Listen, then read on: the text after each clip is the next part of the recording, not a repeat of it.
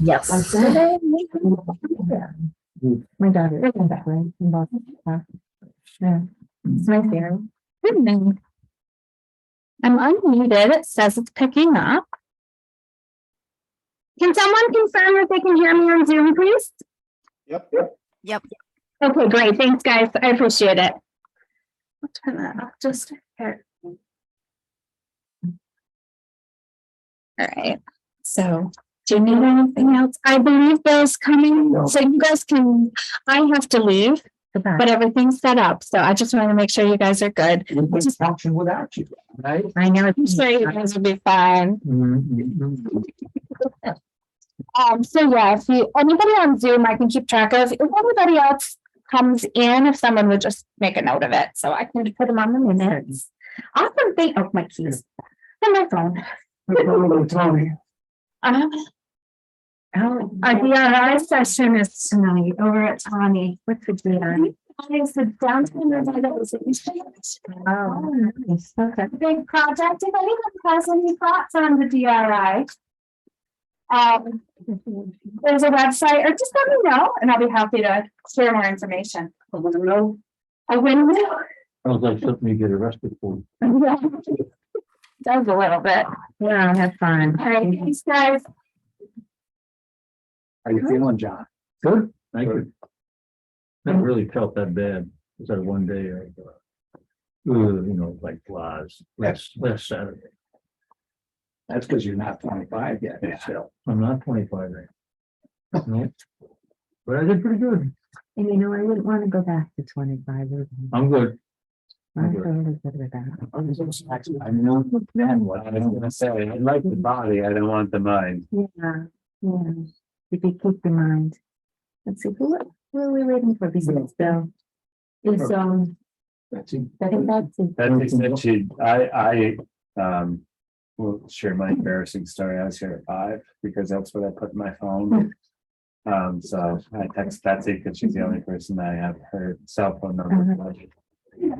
Yes. She said, She'll be here at 6. yeah, that was her reply. So you'll Go ahead and start, though it is 6 o'clock and we do have a quorum. Great, okay, so. Would you want to say something? I'd just like to introduce myself. That's okay. I regret that. I'm Bill Buchanan. Nice to put a name in a face. I was thinking the same thing.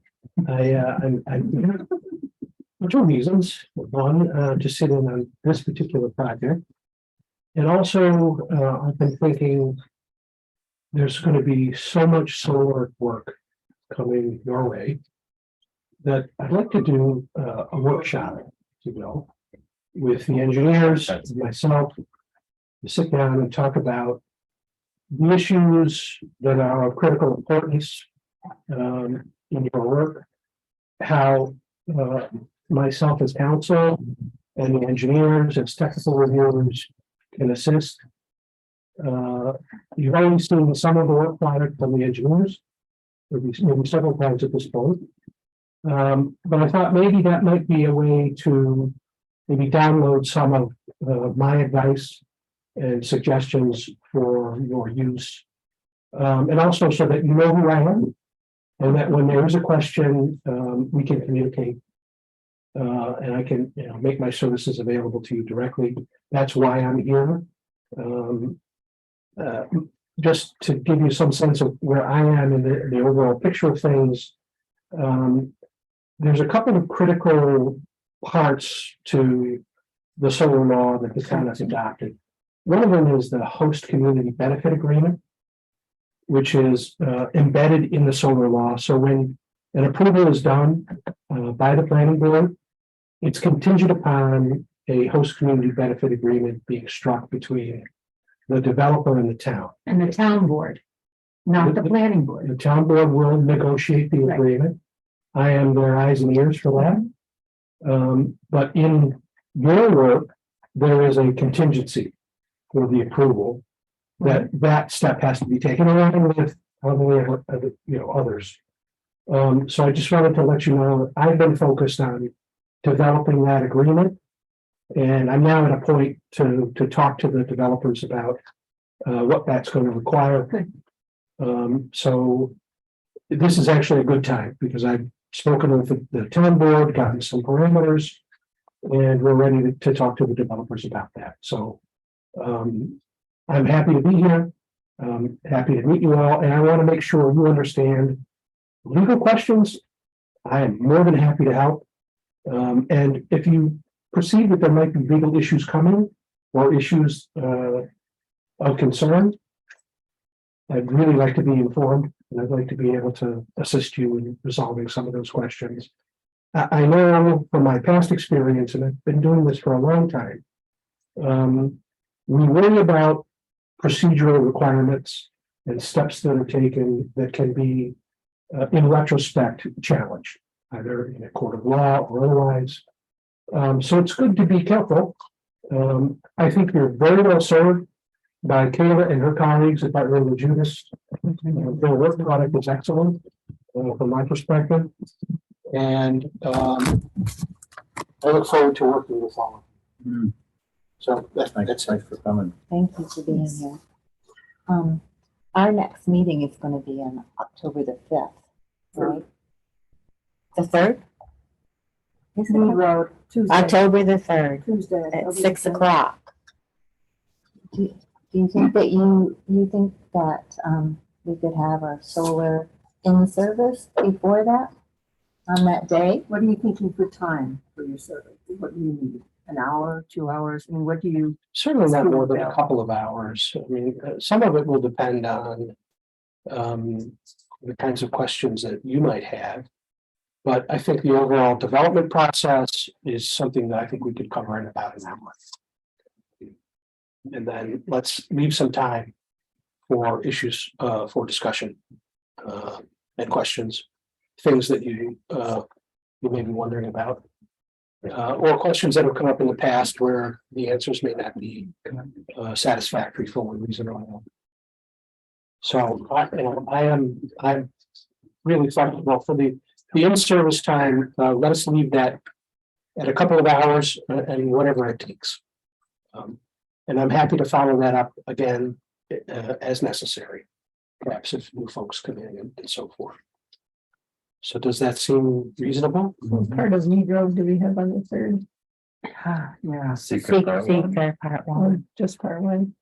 We've done Part 1 on them in Oh, it's November not of bad. a year ago. Based on the condition that they had the access road from or now cooperative extension. But since that fell through, the project changed, so the speaker has changed. And we don't really have it firmed up yet that they do have indeed access to Route 68, but we've been encouraged to go ahead and do it. So do you want to set up an in-service on a different day than October the 3rd, or do you want to try to do it all on October the 3rd? And Eric and Bill, you both work, and so does Vicky. The rest of us are retired. Some days. You're still going in? So how does October the 3rd work? That's a That Tuesday. worked for me. I mean, the secret part 1 wasn't nearly as long as the secret part 2 2 and and 3. Three in the entire project, right? So I'm open to that. Well, what time are you done with your classes on the 3rd? On a Tuesday? Bill Meyer. I know, I am just looking, is it the 3rd? Or is Yes. it Tuesday? Tuesday the I'm sorry. 3rd. Tuesday the 3rd. Calendar. Yeah. And then right, because Tuesday, because I'm supposed to go to Boston at 4 in the morning. So it's Monday. It's Monday the 3rd. I'm Yeah, sorry. Monday to Friday, my fault. Does that still work for you, Eric? I believe so. Like I said, my kids are my contingency and.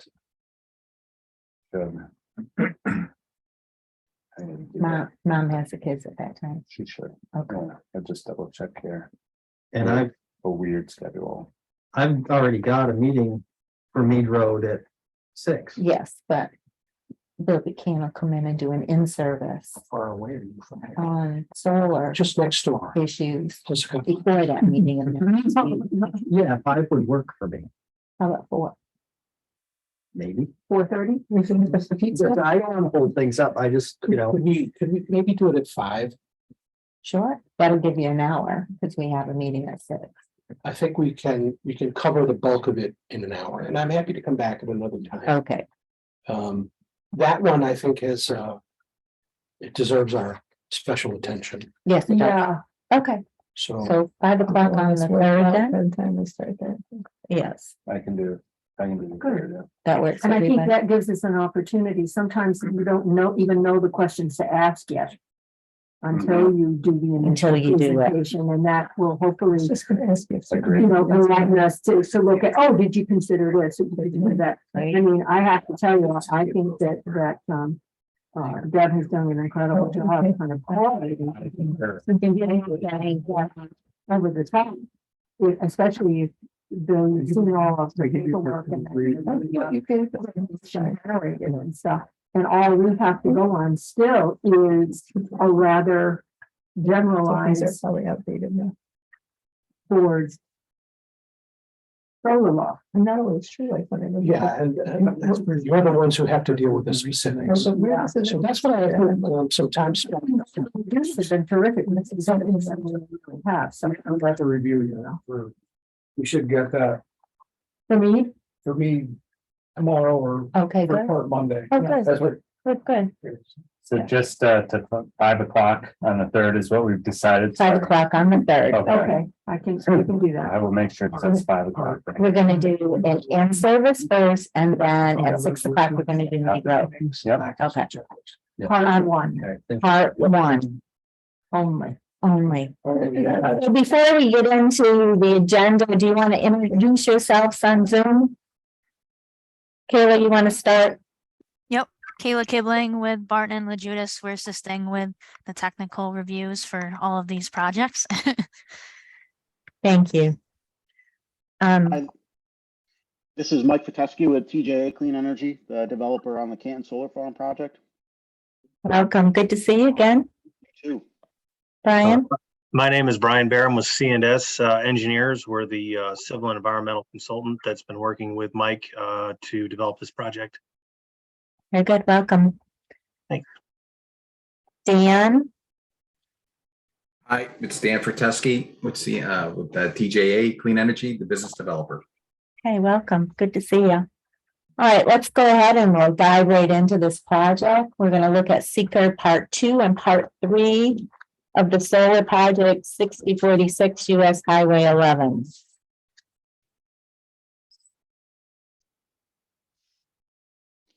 So I'd like to do it the same way we did before, look at Part 2, and then if anything is an impact, look at the narrative, and also perhaps what New York State has to say about that particular standard. These packets. Do you have a copy of that? Do we have another 2 and 3? No, I just printed it off on the website. Do you have a copy with you? Yeah, I I could think do that. that's 3. I have lots of copies, all of this. I put 2 and 3 over there, guys. Wait a minute. Like I said, The impact 2 and 3 statement. printed off. Yeah, that's what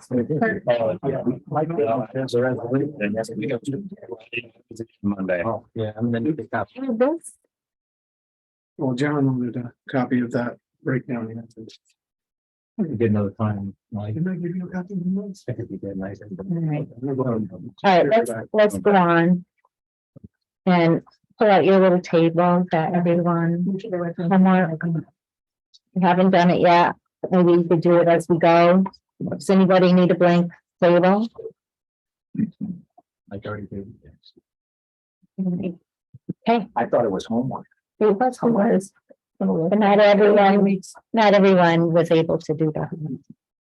And since we're not. John's got his done, and Ian, you have yours done, and Siggy's got hers done. Yay, and I have mine done. Damn jobs to get that. Are we ready? I'm working on an hour a day today. Okay, impact on land. 1A, the proposed action may involve construction on land where depth to water table is less than 3 feet. And the average, according to the SEQR Part 1, is 1 to 1.5 feet. And BNL recommends it as a moderate to large impact. When I looked at the information E2D on here, 1A, let me just review it. For a small impact, it says proposed projects that include minor levels of disturbance in areas having a water table close to the land surface are likely to have only a small impact. Examples would be disturbance to land, including stormwater mitigation practices, will remain close to the surface but above the water table.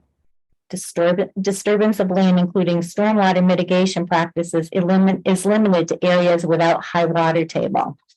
Minor excavation that avoids high water table or commercial application of pesticides.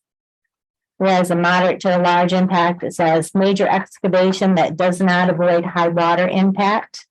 And you're driving these right through the ground, right? That's right. They'll be driven or screwed in as helical piles, so there won't be any major excavation activities. Right. And there's no mining activities. No. And the activity that does not have equilibrium between the amounts of groundwater withdrawal and recharge, and with the pre and post development analysis that you did, it was pretty equal, right? Yeah, for stormwater, we have to be equal to or greater than, or less than on the post peak flow rate. And that's what your analysis showed. A project where solid or hazardous waste production, storage, or disposal takes place, and there's no hazardous waste production, and there's no bulk petroleum or chemical products that take place. I thought it was a small. I put small. What did you all put? I put moderate, because there might be some grading out there. Well, that was the key, yes. And How much? I don't know what all McCollum's dumped out there. What they're gonna, when they work out there, they're gonna find cow carcasses or skeletons. And I wouldn't be surprised if Kevin dumped chemicals and petroleum products, but we don't know. But we don't know I don't know that. There's calories. I opened the door and I. It's fine, that's organic. B&L said there's some moderate impact. They said themselves. So Carrie, can you elaborate on it? Yeah, I mean, generally, when talking to my environmental team, moderate to large impacts mainly have to do with, obviously we're looking at what the DEC has written there as examples. However, we also take into consideration the size of the project and the size of the disturbance that is occurring. In this case, I believe because it is moderate to large impact, it's because greater than 5 acres are being disturbed. And, that's ultimately the reason why instead of a small impact, this is moderate to large in this case. Just to point out, just because we are conservative with the moderate to large impact checked off here, it doesn't mean that the developer won't be taking measures to mitigate those impacts. Thank If you. If I could follow up too on what Kayla mentioned, as far as excavation goes, we aren't planning on doing any earthwork, especially in the areas where wetlands are shown. And the permit that we submitted to Army Corps, the only grading activities within those wetlands are for the stream crossing. Otherwise, we set the site plan up so that we could be in the flatter areas to prevent any earthwork for the pile driving and rack installation. Brian, if I misinterpret that, you could let me know. Yeah, no, that's perfect, Mike. Okay, thank you. I'll read the narrative as well from regarding 1A. It says the average depth to the water table in the project area is approximately 1 to 1.5 feet below the ground surface, and it is. The project will involve approximately 32.08 acres of ground disturbance. A SWEP was prepared for the project by CNS companies. The SWEP outlines the proper erosion control measures for the project to be followed during construction. The project will require coverage from the state pollution discharge elimination systems general permit for stormwater discharges from construction activity. This permit will be obtained by the applicant from the New York State DEC prior to construction.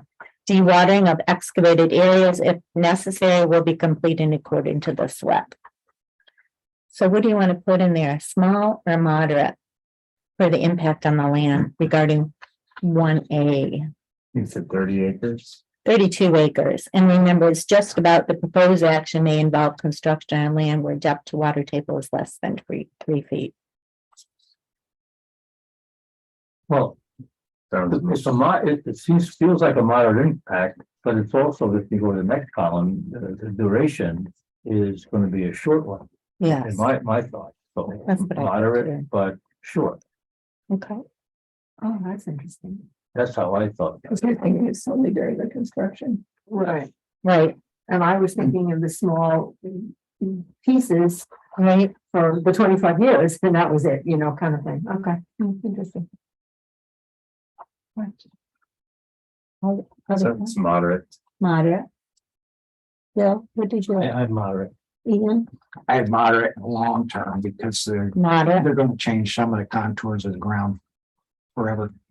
But that's okay with me.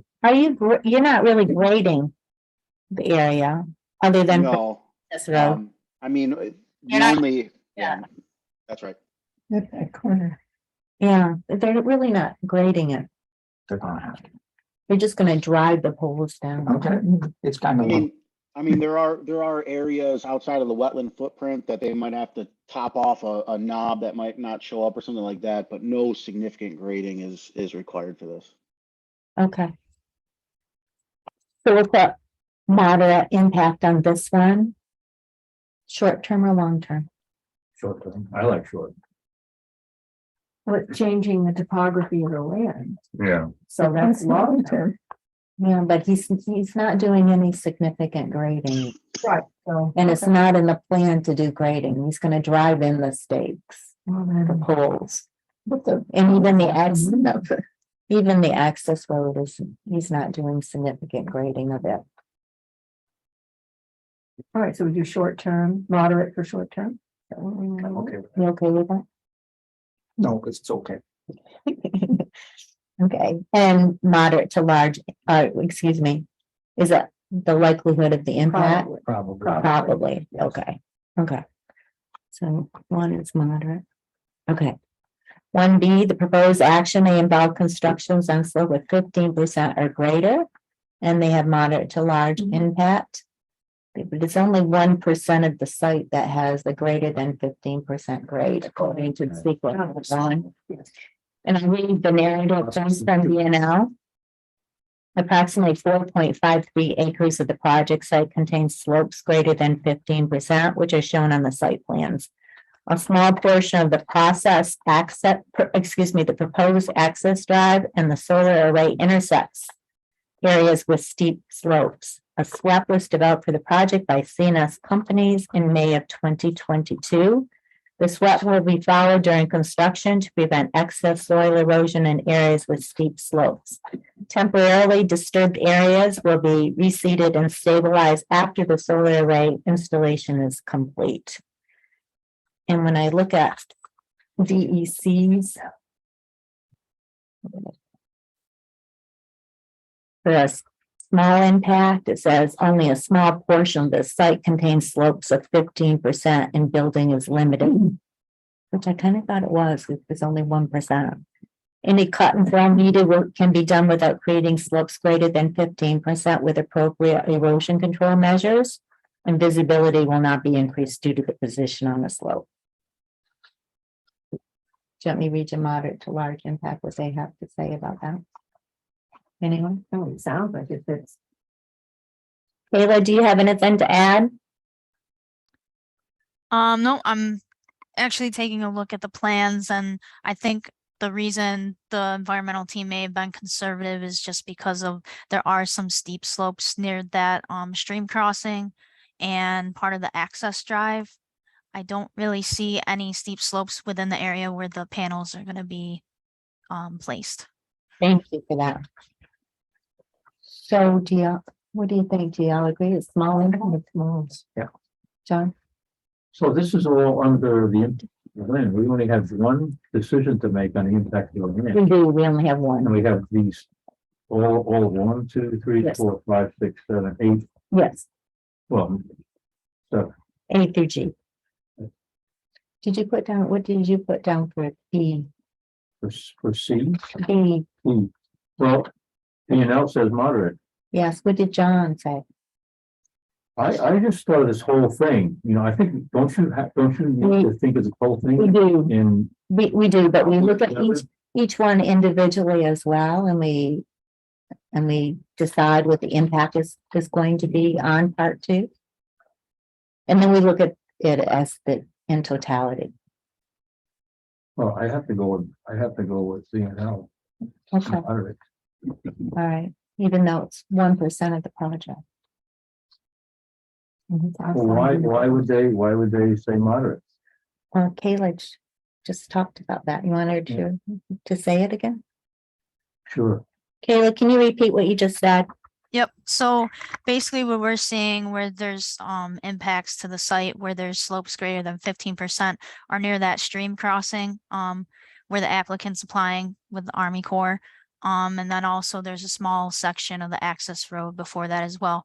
But in regards to where the panels are actually being placed, there's no disturbance or impacts to areas with steeper slopes greater than 15%.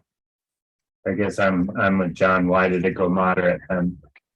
Generally, we'll go with the more conservative response, especially when dealing with larger sites like this. And like I said, we try to, gear more on the conservative side than just going with small impact. But ultimately it's up to you guys, you're having this discussion and you have the details in front of you.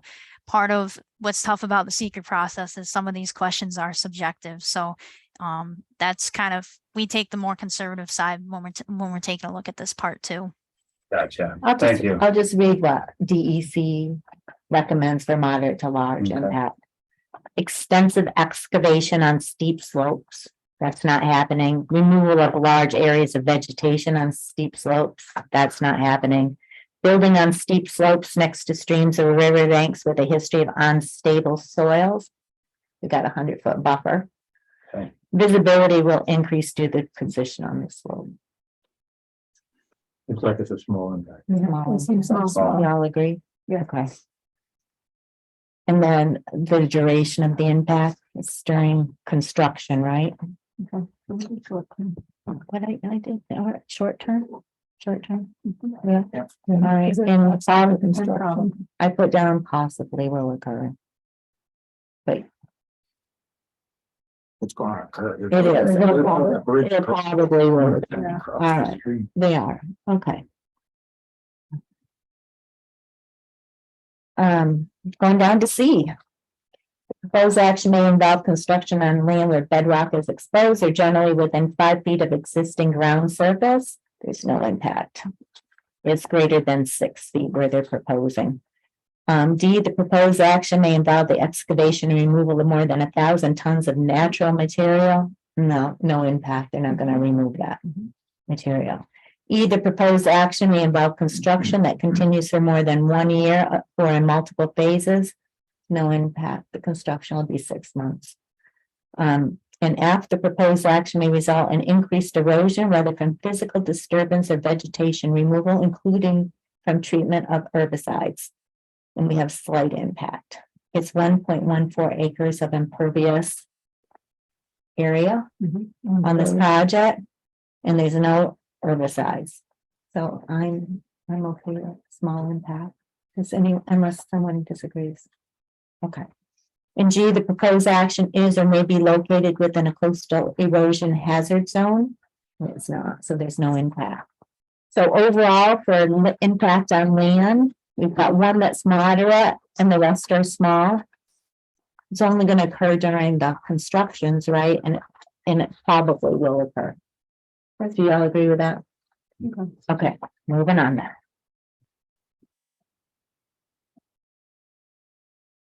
Impact on geological features, there's none. Impacts on surface water, there is. So 1A, the proposed action may create a new water body, and it does not, so there's no impact.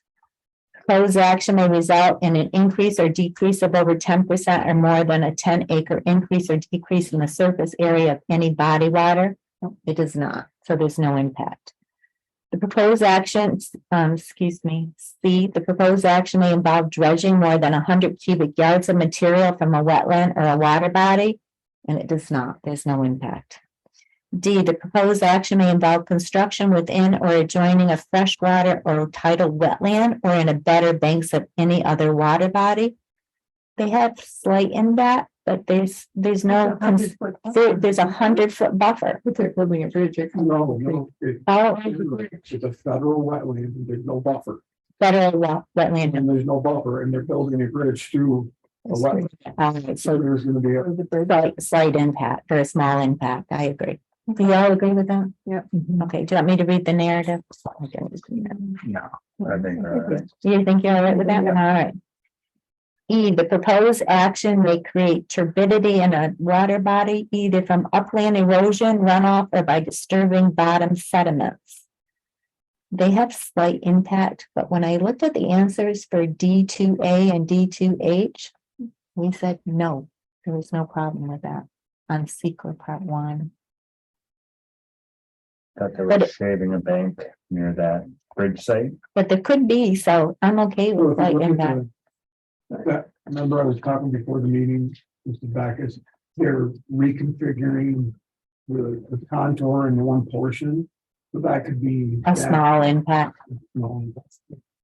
And it is by the bridge, that's correct. Okay. And where am I? You want me to read the narrative on that? I will. Ground disturbances associated with the proposed infrastructure may result in increased upland erosion. A SWEP was prepared by C&S companies detailing suitable erosion control measures for the project, and erosion and sediment controls are shown on the site plan. All erosion and sediment control measures will be followed during construction to prevent erosion-related turbidity increases to surface water located on or adjacent to the project site. So we'll keep that as a small impact, right? And we'll do the duration and stuff as in totality for the impacts on surface water. That's all right. You guys all right with that? Okay. After proposed action may include construction of one or more intake for withdrawals of water from surface water. No impact. That doesn't happen. It's not going to happen. The proposed action may include construction of one or more outfalls for discharge of wastewater to surface water. There's no impact. H, the proposed action may cause soil erosion or otherwise create a source of stormwater discharge that may lead to siltation or other degradation of receiving water bodies. We have slight impact, is 1.14 acres of impervious areas. So I was okay with that. Are you guys all right with that? And no, see responses from above. And I already read them to you. Well, there'll probably be some silt runoff when they're doing the actual construction till Yeah. all the vegetation gets regrown. You're right, It'll be yeah. short-lived. You said they're doing that after the project completion, they're gonna reseed that bank. pollinators. Did you hear the question, Mike? Certainly seeing it. Yeah, we will be required with our SWIP to make sure that everything is properly regrown. So the bank will be included with that. But that's after the project completion, after all the panels are installed, that's the last thing to be done. That's right, but even during construction, we're required under the SWIP to maintain our erosion and sediment control practices, so we'll have to monitor any discharges as well. Yeah, just to add on to that, typically, you're not supposed to have unstabilized, disturbed areas open, for a period of a week or more. If they're actively going through those areas, that's okay, but they should be stabilizing areas as they're moving from one to the next. Okay. Thank you. Okay. Yep. The proposed action may affect the water quality of any water bodies within or downstream of the site of the proposed actions. I thought there was a slight impact in this. This is the first time. They have no impact, but there's wetlands and a stream. So couldn't it affect that water quality? Well, that was my concern with the erosion and then waiting till the end of the project, but if they're gonna reseed, I like the 1 week time frame. That makes me feel comfortable that they're gonna take care of it. Okay. We'll actually, we'll be required to have inspections 2 times a week when we start disturbing over 5 acres, so it'll get even more stringent due to the size of the site. So you agree, no impact? You keep it that way, John? No. Okay, J, the proposed action may involve the application of pesticides or herbicides in or around any water body. And they're not going to use any pesticides or herbicides, so there's no impact. K, the proposed action may require the construction of new or expansion of existing wastewater treatment facilities. They're just doing the commercial solar and there's really no impact. Say more for that one. All right, so let's do impact on surface water.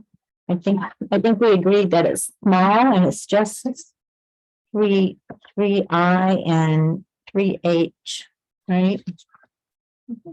And then the duration of the impact.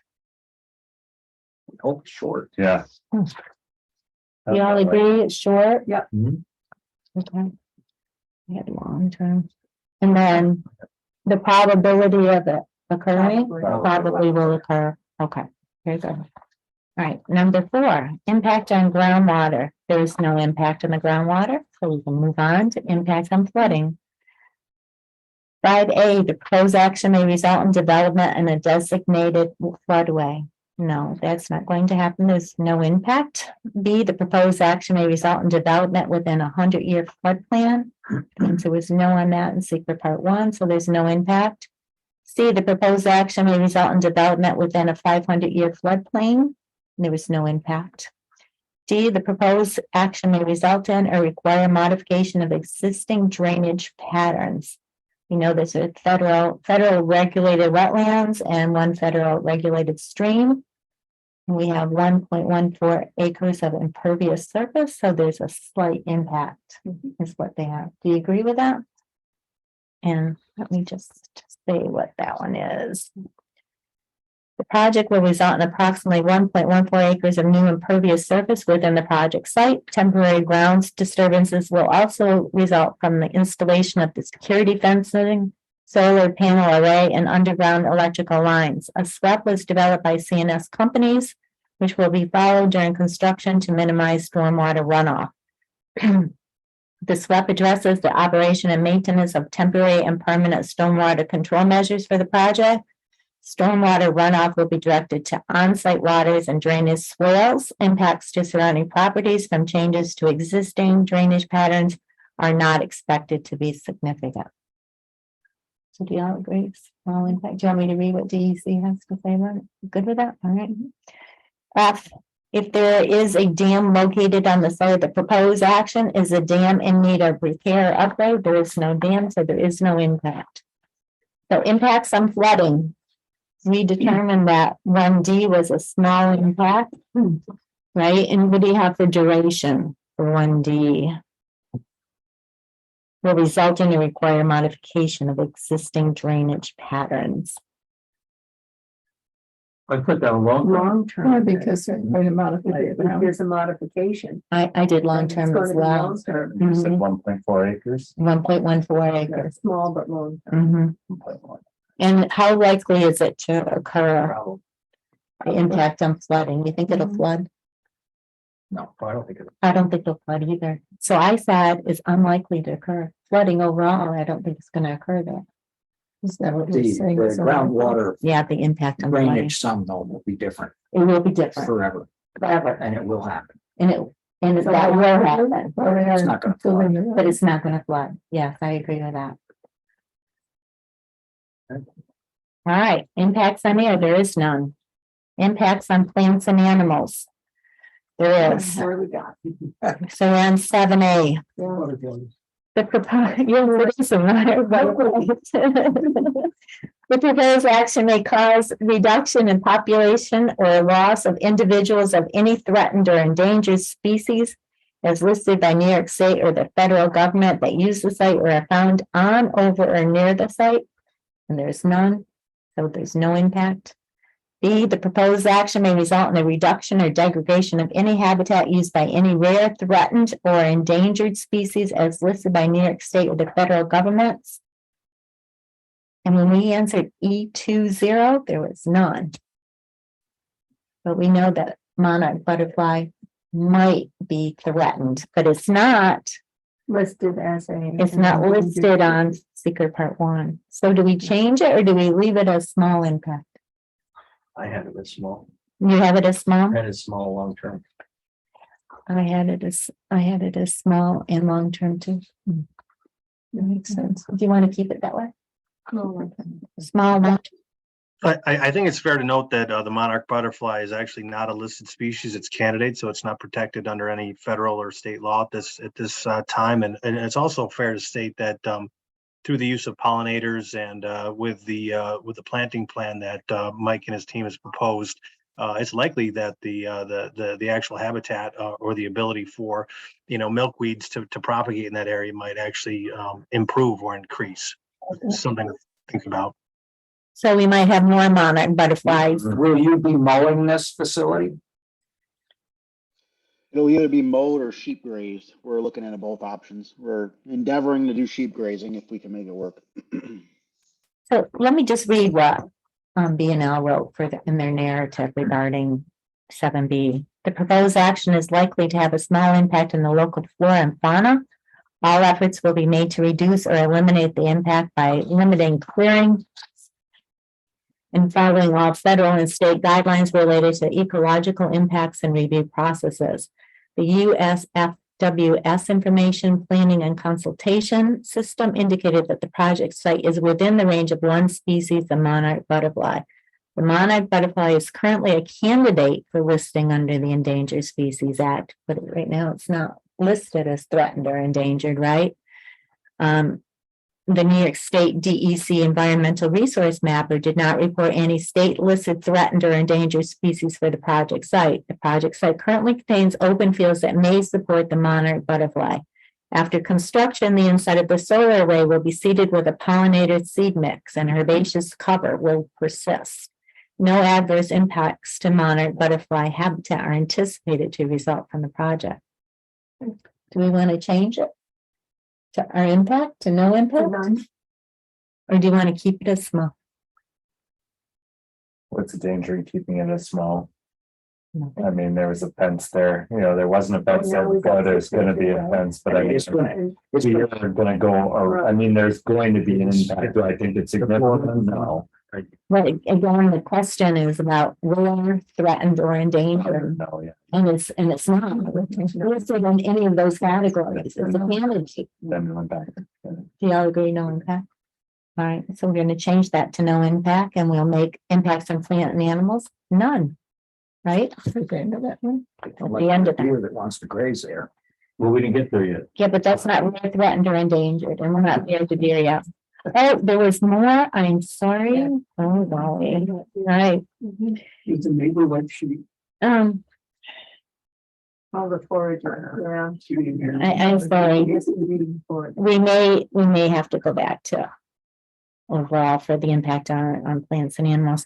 E was the proposed action may diminish the capacity of a registered natural landmark to support the biological community if it was established to protect, and there's no impact. The proposed action may result in the removal of or ground disturbance in any portion of a designated significant natural community, and there's no impact.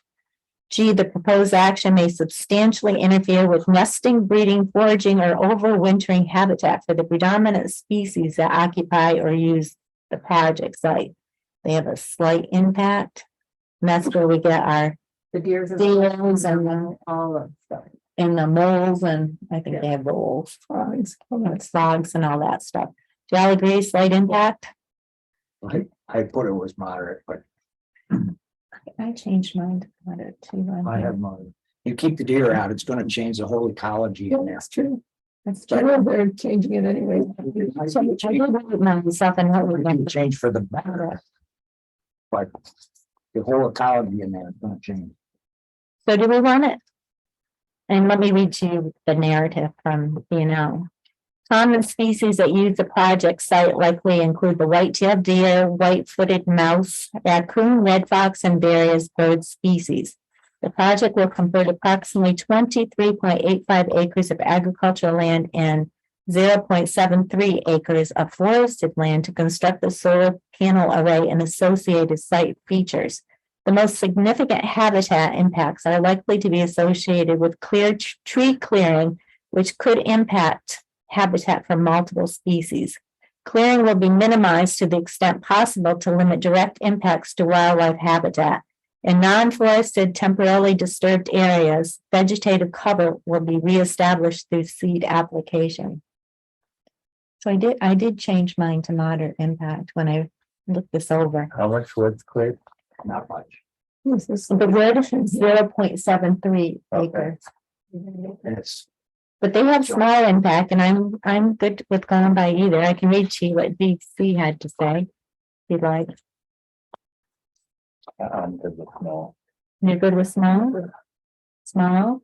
John, what did you have? I have moderate. You have moderate? Can go either way. that's small. You small? You had moderate. I have moderate, but I don't think it's gonna change what we're gonna do. Probably, Right. probably not. In a bad way either. So small to moderate. Because we're half and half. Why can do that? Why not do small moderate? I don't know. I think we have to choose one, but Okay. on this, yeah, there's no or small impact, and then there's moderate to large. Ian, what do you see on the site right now? For wildlife, Yeah. oh, there's a tremendous amount of stuff lives in my neighborhood. I mean, we have coyotes come right up to the house. Raccoons, wild turkeys. This is what then going up to inches though, right? Skunk Right. possums here. The only, Skunks. the only species actually really. It is wildlife heaven. I'm gonna read what DEC had to say, what small is moderate to large, okay? Small impact is a very limited amount of vegetation and habitat features will be removed, leaving the large majority of habitat available. No excessive noise, lights, fences, or walls will be part of the project and won't interfere with the ecology and ability of the species to survive. That's all they have under small. Moderate to large, a large percentage of the vegetation is removed and replaced with lawns or other cover types and structures. They're not doing that. A major feature of the habitat is removed, such as removal of all ground vegetation. They're not doing that. Large areas of trees will be selectively removed to thin the forest, allow more sunlight to reach the ground. This will change the ecology of the forest and the species that will live there. They're doing, what did I say, 0.73 of an acre of forest. B on another bullet, the project will include structures built along areas known to be important overwintering or travel corridors. That I don't think we know. You know what corridors the deer and stuff use on that. On that space. Yeah. And then fencing or walls are placed that will prevent normal movement from one location to another. That happens, right? That's it, isn't it? And then bright lights will be placed that will interfere with nocturnal species, and there's no lights. So do you agree, moderate? We'll keep it as moderate impact. You good with that? It's the fence. Because it's a fence, all right. So we'll change that to moderate. All right, H, the proposed action requires a conversion of more than 10 acres of forest, grassland, or other regionally or locally important habitat. And there's no impact, it's only, what did I say? Less than an acre of forest. I propose action, commercial, industrial, or recreational projects only involves use of herbicides or pesticides, and they're not going to use that, so there's no impact. So overall, again, the impact on plants and animals, we only have one that's small and one that's moderate. And what did you put for your term? Is it short term, long term, medium term? 25 years long. Yeah. Long term, the impact on Long-term. plants and animals. Yeah. Long term? Okay. And then what's the probability of the Probably. Probably. probable? Okay, Oh, it's gonna happen. okay. Should we go a smaller moderate? Overall, I had small stuff. You did, yeah, it's small Even, yeah, there was like one small, one moderate, I still had. overall. Because we had debated about the one that we marked as moderate is a Right. small to moderate. And then there's a lot of. Overall, impacts. There's a lot of low impact. You know, I don't know about you guys, but I struggle with this. It's not, it's not that. I think this is hard. You're not struggling, you're reasoning. Because Oh, we're and not changing and- part of the land, it's really access. Yes. It's the deer can't have access, and now that with Betsy with the 6 inches up with the fence, I mean, people can, you know. They can get on. They we could. in and out. Yeah. We probably won't have access. Yeah. I can see that. So you gotta take. If you're doing that as a. The other side, they're like, Yes. I agree. All right. Let's do, are you ready? Impact on agricultural resources. There is. AA, the proposed action may impact soil classified within soil groups 1 through 4 of the New York State Land Classification System. They have a slight impact, and I agreed with that. because it's less than Very 10%. Yeah, It's not, This was one that got moved, right, to. Are we- Nice. I'll read you the narrative. I'll read you the narrative. According to the U.S. Department of Agriculture NRCS Web Soil Survey, there are multiple map soil units classified as prime farmland or farmland of statewide importance within the project site.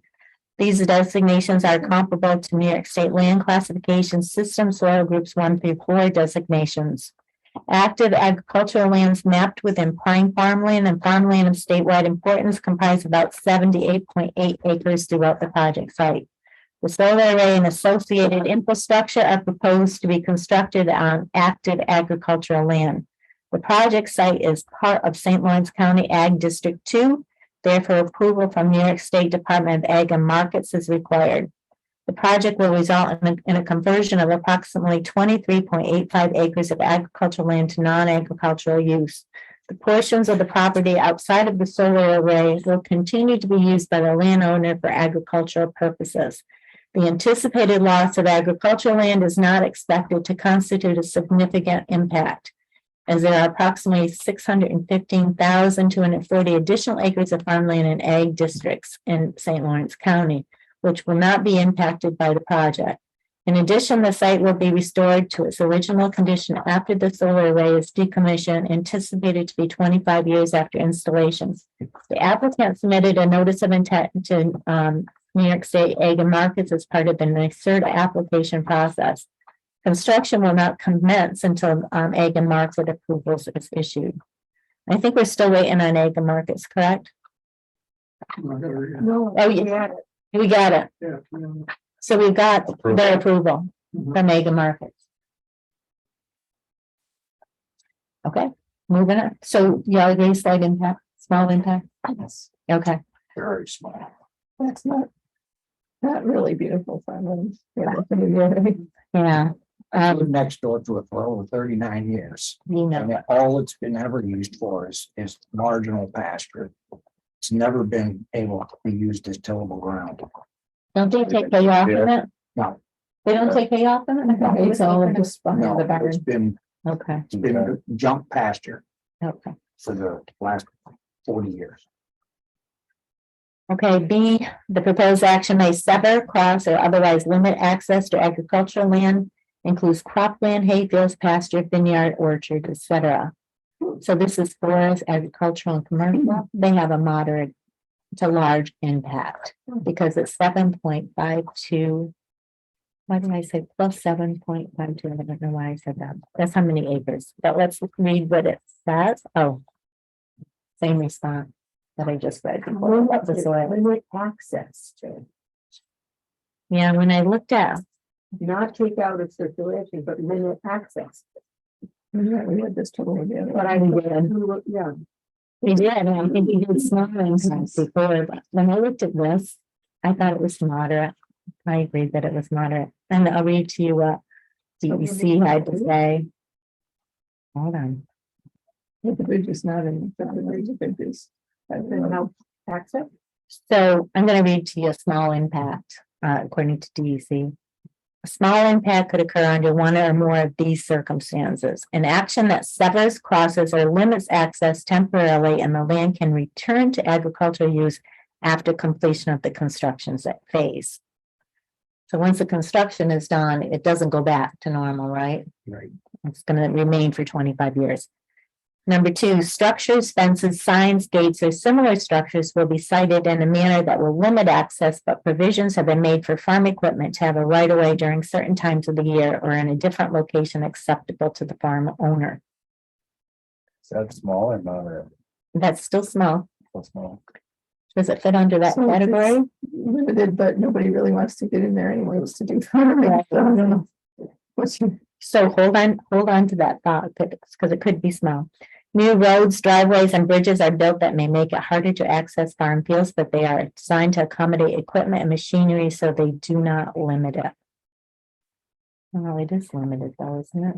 it certainly doesn't limit them to. The the rest of southeast the- corner, you're not gonna be able to access, period.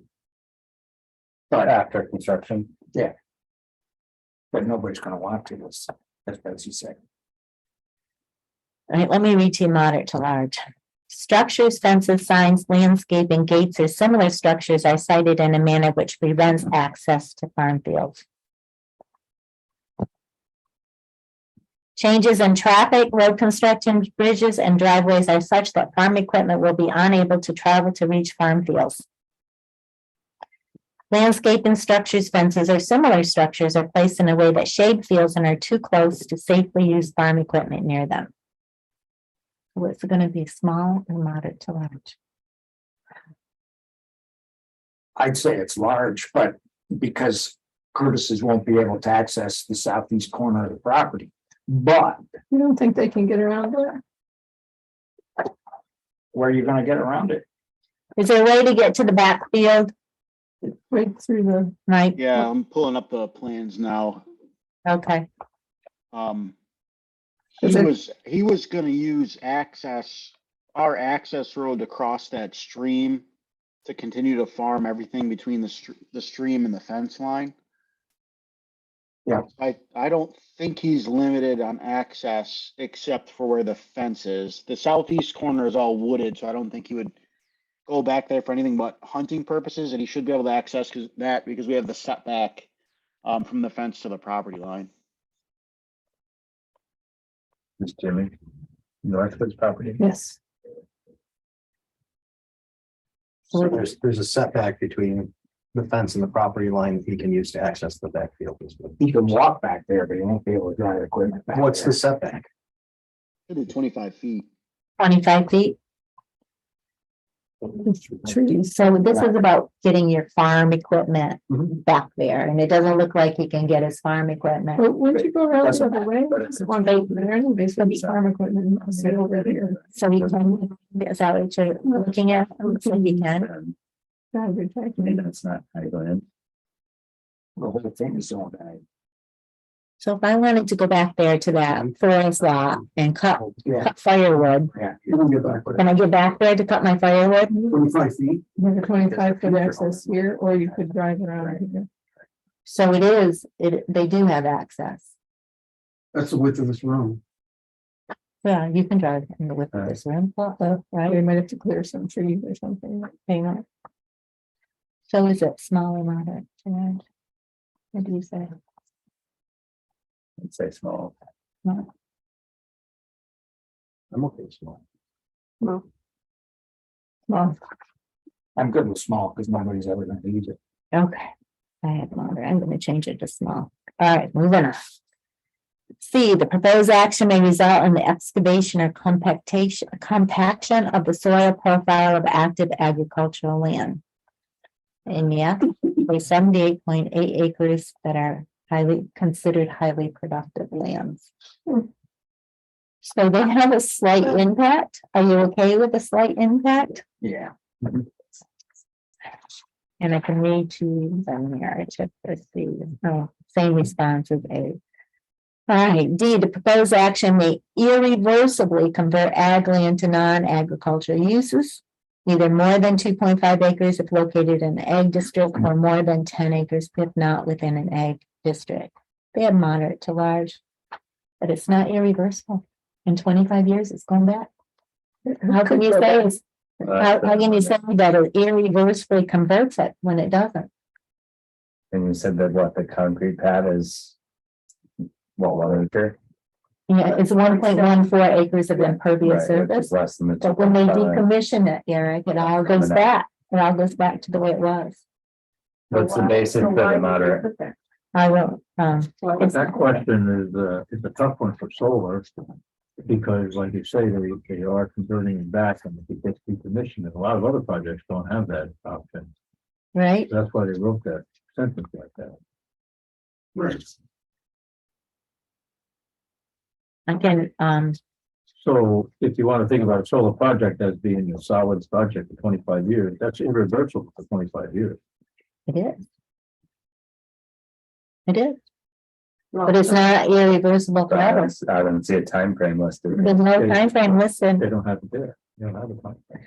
So in DEC's suggested for small impact is either compaction of the soil profile is temporary and there are plans to restore the section of land to return it to agricultural use. They do have plans. It's 25 years later, but there's plans there. Or a limited amount of excavation is planned, but it will not result in a cessation of farming on the property or the loss of much farmland. That's a small impact. Moderate to large impact, compaction of the soil profile is long-term and done in a way that the land becomes unusable for active farmland. It does, doesn't it? What? Compaction of the soil profile is long-term. Right. And done in a way that the land becomes unusable for active farmland or a large amount of excavation, which they're excavating. But aren't they compacting the soil? Aren't they changing? Where they're driving. That's true. On the road. In the paths, right? So what do you want to? That's have no effect. I mean, the raise have no, The arrays have no compaction, you're right. that's the majority of the land. So I put small impact on mine. What did you all put? Small. Small, agreed, small? Yep. All right, we're changing it to small then. E, the proposed action may disrupt or prevent installation of an agricultural land management system. And they have large impact. There's 7.52 acres at. I can't read my own writing while I wrote it. 16.12 meadows. Oh, they changed some. They converted about 24 acres to meadows. And of the agricultural land and 1.28 for roads. So I put down that that was a small impact, but let me read to you E. For DEC for number E. Will there be an impact? Small impact could occur under one or more of these circumstances. The project construction phase results in temporary disruption to agricultural land management systems. 2, the density of new residences or commercial uses is very low, that it doesn't pertain to this. Or lastly, proposed projects are agriculturally oriented, such as farm support businesses, processing facilities, or farm tourism facilities that are compatible with agricultural management systems. And for moderate to large impact, they have development brings large numbers of non-farm uses and dwellings to an area which can prevent installation of land management systems due to concerns about noise, odor, or farm practices such as use of fertilizers and pesticides. Yeah, but if you left out pesticides and fertilizers, it would have a long-term effect on the land. It did say such as, so that's for Right. example, right? Right. But there isn't any noise or odor or farm practices that it's going to happen in this area. That's right. Oh, it would make it so you can't tile drain the place, but Yeah, it's gonna be a small impact, if any. that's what The way the way I read this, it says prevent the management system. You know, if you're gonna raise sheep on it, you're incorporating that into the management system, or pollinators can still be considered from the management system, so I would consider it small. Okay, Yeah, no one would be in the management system. so you're all good with small, Bill? Did you have anything? Okay, that's what I can do. F, the proposed action may result directly or indirectly in increased development potential or pressure on farmland. This is in the St. Lawrence County Ag Development Plan District, but it's allowed with a permit. They have a slight impact. Alright. I guess I must have agreed with that. You agree with that? I agree. Yeah, you okay with that? All right. And G, the proposed project is not consistent with the adopted municipal farmland protection plan, and they have no impact. Do you agree with that? I wasn't sure about that one. Are these prime soils? Summer's fine, yes. Limited. Very little in the solar, right? Very limited. I will tell you. There was some fine drain, but not some drain. I'll let you read it again. Nobody's gonna The drain. proposed project is not consistent with the adopted municipal farmland protection plan. It's really not, I had it as moderate to large impact, I'll be honest, because the project is within St. Lawrence County Ag Development Plan. But I But they don't said know, less than 10% of farmland. let me just Okay. tell you. I have it in my notes where I proposed. On those.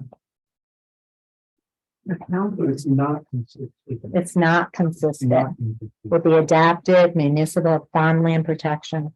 And there is no acres that are prime. Prime of drain, there was 16.7 acres, and soils of a statewide importance, it was about 52%, 13.8 acres. And does that disagree with our farmland protection plan? I don't know what a farmland protection plan is. We have one. It's our How line. much ask Caleb? Do you know what the farmland protection plan is? We have a county farmland protection plan. I'm not sure. I believe that it was reviewed as part of the part two. But I myself, I don't know the details on it. I know that DC guidance is to look at that and see if there's any inconsistencies with what the farmland protection plan would state. I don't know if there's anything specific on solar. What did the county say? Because a lot of those people are on the farmland protection board also.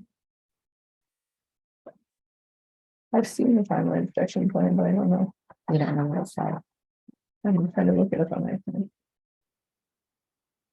I can't say. Does the applicant must maintain the configuration of the array to limit the disturbance of prime agricultural land to below 10% of land. And they did, Disturbed, and they did do that. there's no prime land being used. in Right, it. that's what I'm saying, and that was the county planning board, Yes. the conditional. Yes, that's correct.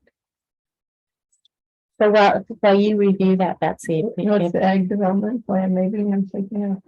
yeah, it's ag development, St. Lawrence County Ag Development Plan. Are you aware of it? It's Yeah. right here. It's under, you can Google it, it comes up, but I don't know. It's 140 pages, so I'm not, the little part we need to look for.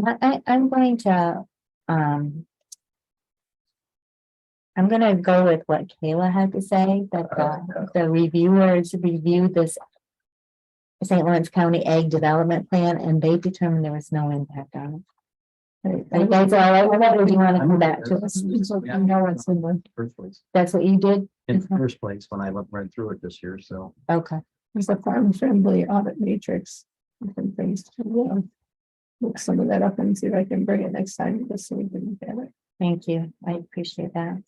Impact on aesthetic resources, there is some. 9A, oh, before we go on, let's do our table, I didn't do that. So the impact on agricultural resources, we said that. What did we say? I had small That's overall. Right. Hit the nail on it. Small, long term, probably. Small, long-term, that's what I had to, Mhm. y'all agree, small, long-term, That's probable. good. All right. Okay. Impact on aesthetic resources, 9A, proposed action may be visible from any officially designated federal, state, or local scenic or aesthetic resources. And the answer is no. B, the proposed action may result in the obstruction, elimination, or significant screening of one or more officially designated scenic views. And the answer is no. What about my backyard? Officially designated. Designated by whom? We answered those questions on SEQR Part 1. E3H and C2B is both as no. Same. C, the proposed action may be visible from publicly accessible vantage points, seasonally or 2 year round. And E3H was answered no, but they have slight impact for seasonal and slight impact for year round. Do you agree with that? Because you can see it from. You can see it from Ian's backyard. You have to, from Route 11, you'd have to. You You'd have to make a over concerted effort Yeah. to look at it. Okay. So do you agree that it's slight? Or a small impact? Yeah. Do you want me to read the narrative? You good with that? All right, moving on then. E, the proposed action may cause a diminishment of the public enjoyment and appreciation of the designated aesthetic resource. We answered no to E3H, so there's no impact. There are similar projects visible within the following distance of the proposed project. And they have a small impact. But the visual impact analysis was pretty good, wasn't it? Well, it's just a similar project visible. Visible. Definitely similar project. Judson Street from Route 11. It says the similar projects visible within the following distance. Yeah, I was saying, there's an NES there. I think small impact. Yes, there's no moving. Unless there's more coming that would be. It's down the block. Ian, are you gonna put up one?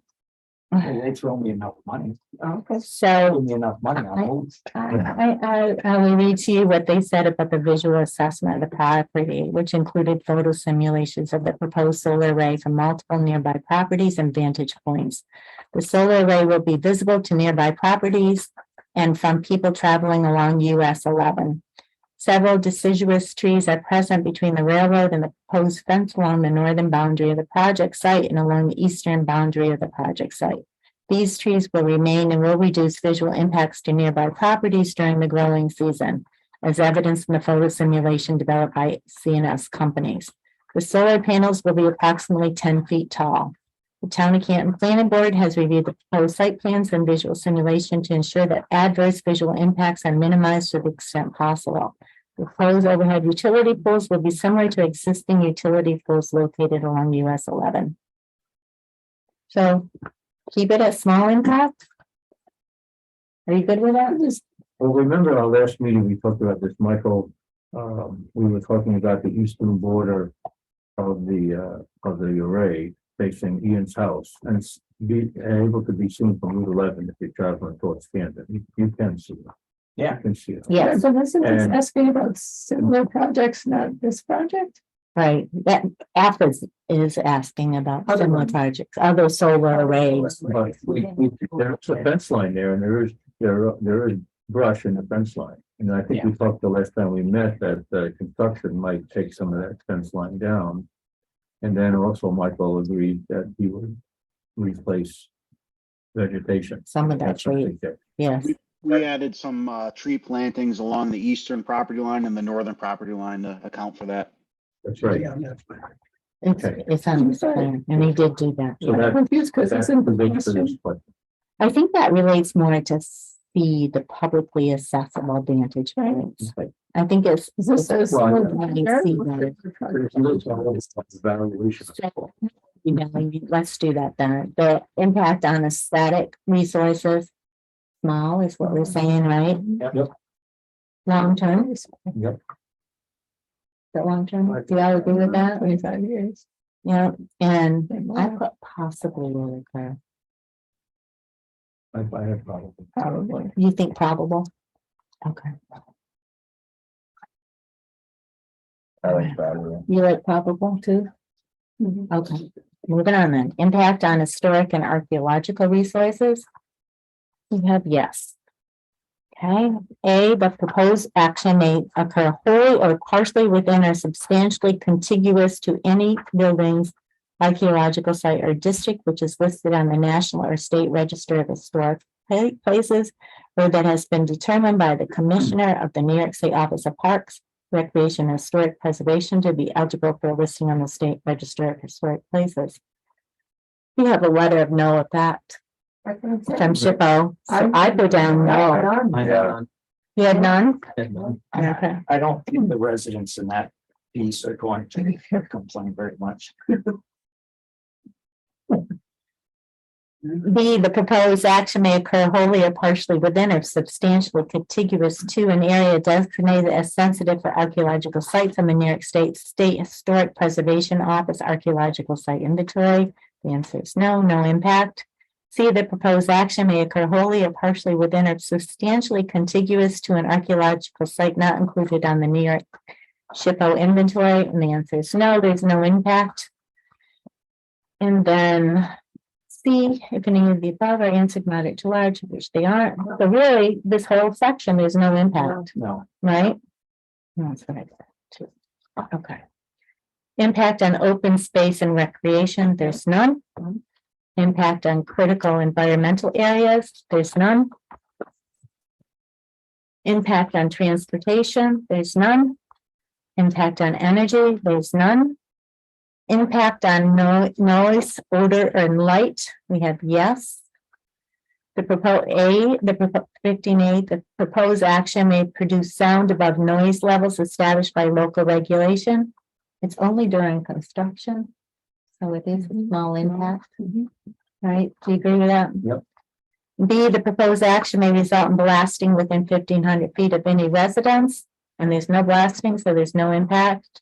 C, the proposed action may result in routine odors, and there's no odor, so there's no impact. D, the proposed action may result in light shining onto adjoining properties. There's no impact, there's no external lighting. E, the proposed action may result in lighting creating sky glow brighter than existing area conditions. There's no impact. So didn't we just answer? We have one that's a small impact, right? Yep. Good, did Did they do a glare analysis? they did. Yeah, there was one. So the impact on 15 aesthetic resources is small, right? And it's only during construction, so short term, right? I'm talking about noise, odor, and light. Oh, I'm sorry. Noise, odor, and light. That's what that is. Yeah, thank you. I'm doing the wrong one. And will it occur? It probably will occur. All right. Impact. on Route 11. Compared to the background noises. All right. Yeah. But there's going to be I know. more noise than impact on human health. They have yes. I disagreed with that, but let's talk about it.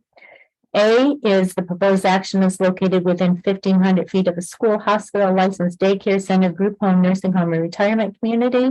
It is within 1,500 feet of St. Lawrence Health System's campus. But when I review, A hospital.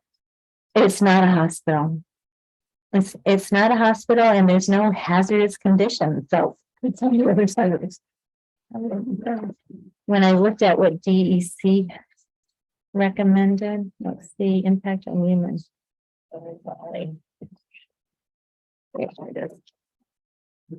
It's owned by a hospital, but it's an office building. And I would say that. It says some land use, Yeah, medical offices. it says some land uses, facilities, and populations tend to be more susceptible to impacts from exposures to hazardous substances than others. And there's no hazardous substances, right? So I said there was. I have none, None. and the rest are all none. Right. But let's go through them. B, the site of the proposed action is currently undergoing remediation. It's not, so there's none. C, there's a completed emergency spill remediation or a completed environmental site remediation on or adjacent to the site of the proposed action. There's none. D, the site of the action is subject to an institutional control limiting the use of the property. There's no easement or deed restriction, so there's none. E, the proposed action may affect institutional control measures that were put in place to ensure that the site remains protective of the environment and human health. There's none. F, the proposed action has adequate control measures in place to ensure that future generation treatment and or disposal of hazardous waste will be protective of the environment and human health. There's none. G, the proposed action involves construction and modification of a solid waste management facility. There's none. H, the proposed action may result in the unearthing of solid or hazardous waste. It does not, so there's none. I, the proposed action may result in an increase in the rate of disposal or processing of solid waste. Now, they do have a half ton per month during construction. What's that? They do say they have there's about a half ton per month during construction where they're going to have some solid waste. So how can you say there's no impact to that? Right? It'd probably be a small impact, wouldn't it? It would be small and short term. Small impact in short term. Okay.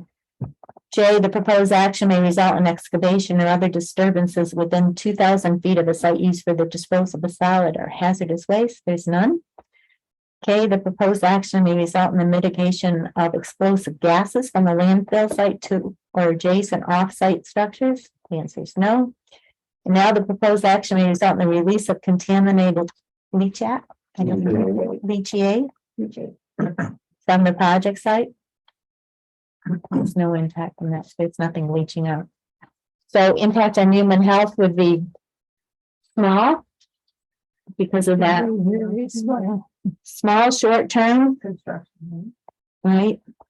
Small short term and probably, right? Yeah. Probably will occur. Okay. Consistency with human plans. There's no impact. Consistency with community character, they have an impact on it. So let's look at A. The proposed action may replace or eliminate existing facilities, structures, or areas of historic importance to the community. They have no impact. All we have there is the bridge cemetery is kind of close by, but it's not on the site. B, the proposed action may create a demand for additional community services. There's no impact. C, the proposed action may displace affordable or low-income housing in an area where there's a shortage of such housing. There's no impact. D, the proposed action may interfere with the use or enjoyment of officially recognized or designated public resources. There's no impact. E, the proposed action is inconsistent with the predominant architectural scale and character. They have no impact, but isn't it a different architectural scale and character? Isn't it? There's no architecture there. Yeah. But the architecture is just what it looks like right now. It's a farmland, and now we're putting it on these farmland. It comes under F. So, all right, so you think there's no impact from the art? See, I struggle with it. Okay. But yes. F, proposed action is inconsistent with the character of existing natural landscape, and they have a small impact. They're losing 23.85 agricultural land, That stuff increasing. is going to be growing on it again. Yeah, they're increasing it through meadows and brush and 1.288 acres of impervious surfaces. So do you agree? Is it a small impact? It's small. I have a large impact, I put moderate. I did. large and long term. But what do y'all say? What do you want to put for that? I can read to you what B&L wrote for their narrative while you're thinking of it.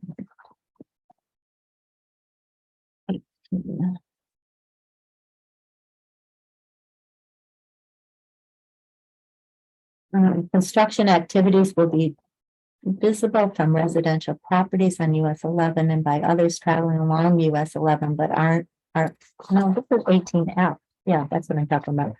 But are unlikely to be visible to citizens enjoying nearby municipal parks and aesthetic resources within the town. The solar array and associated infrastructure will result in a permanent visual change to the local view shed. The solar panels will be approximately 10 feet tall. Trees will be cleared along the southern edge of the project site. The extent of tree clearing was determined to be necessary to reduce shade on site to support the minimum energy production requirements of the facility. Deciduous forest covered to the south outside of the project site will remain and will reduce visual impacts to nearby properties during the growing season. The proposed overhead utility poles will be similar to existing utility poles along US 11. So they have small impact. What do you think? What do you want to put for the impact?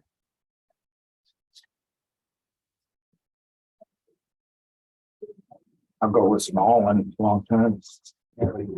Small one, Eric?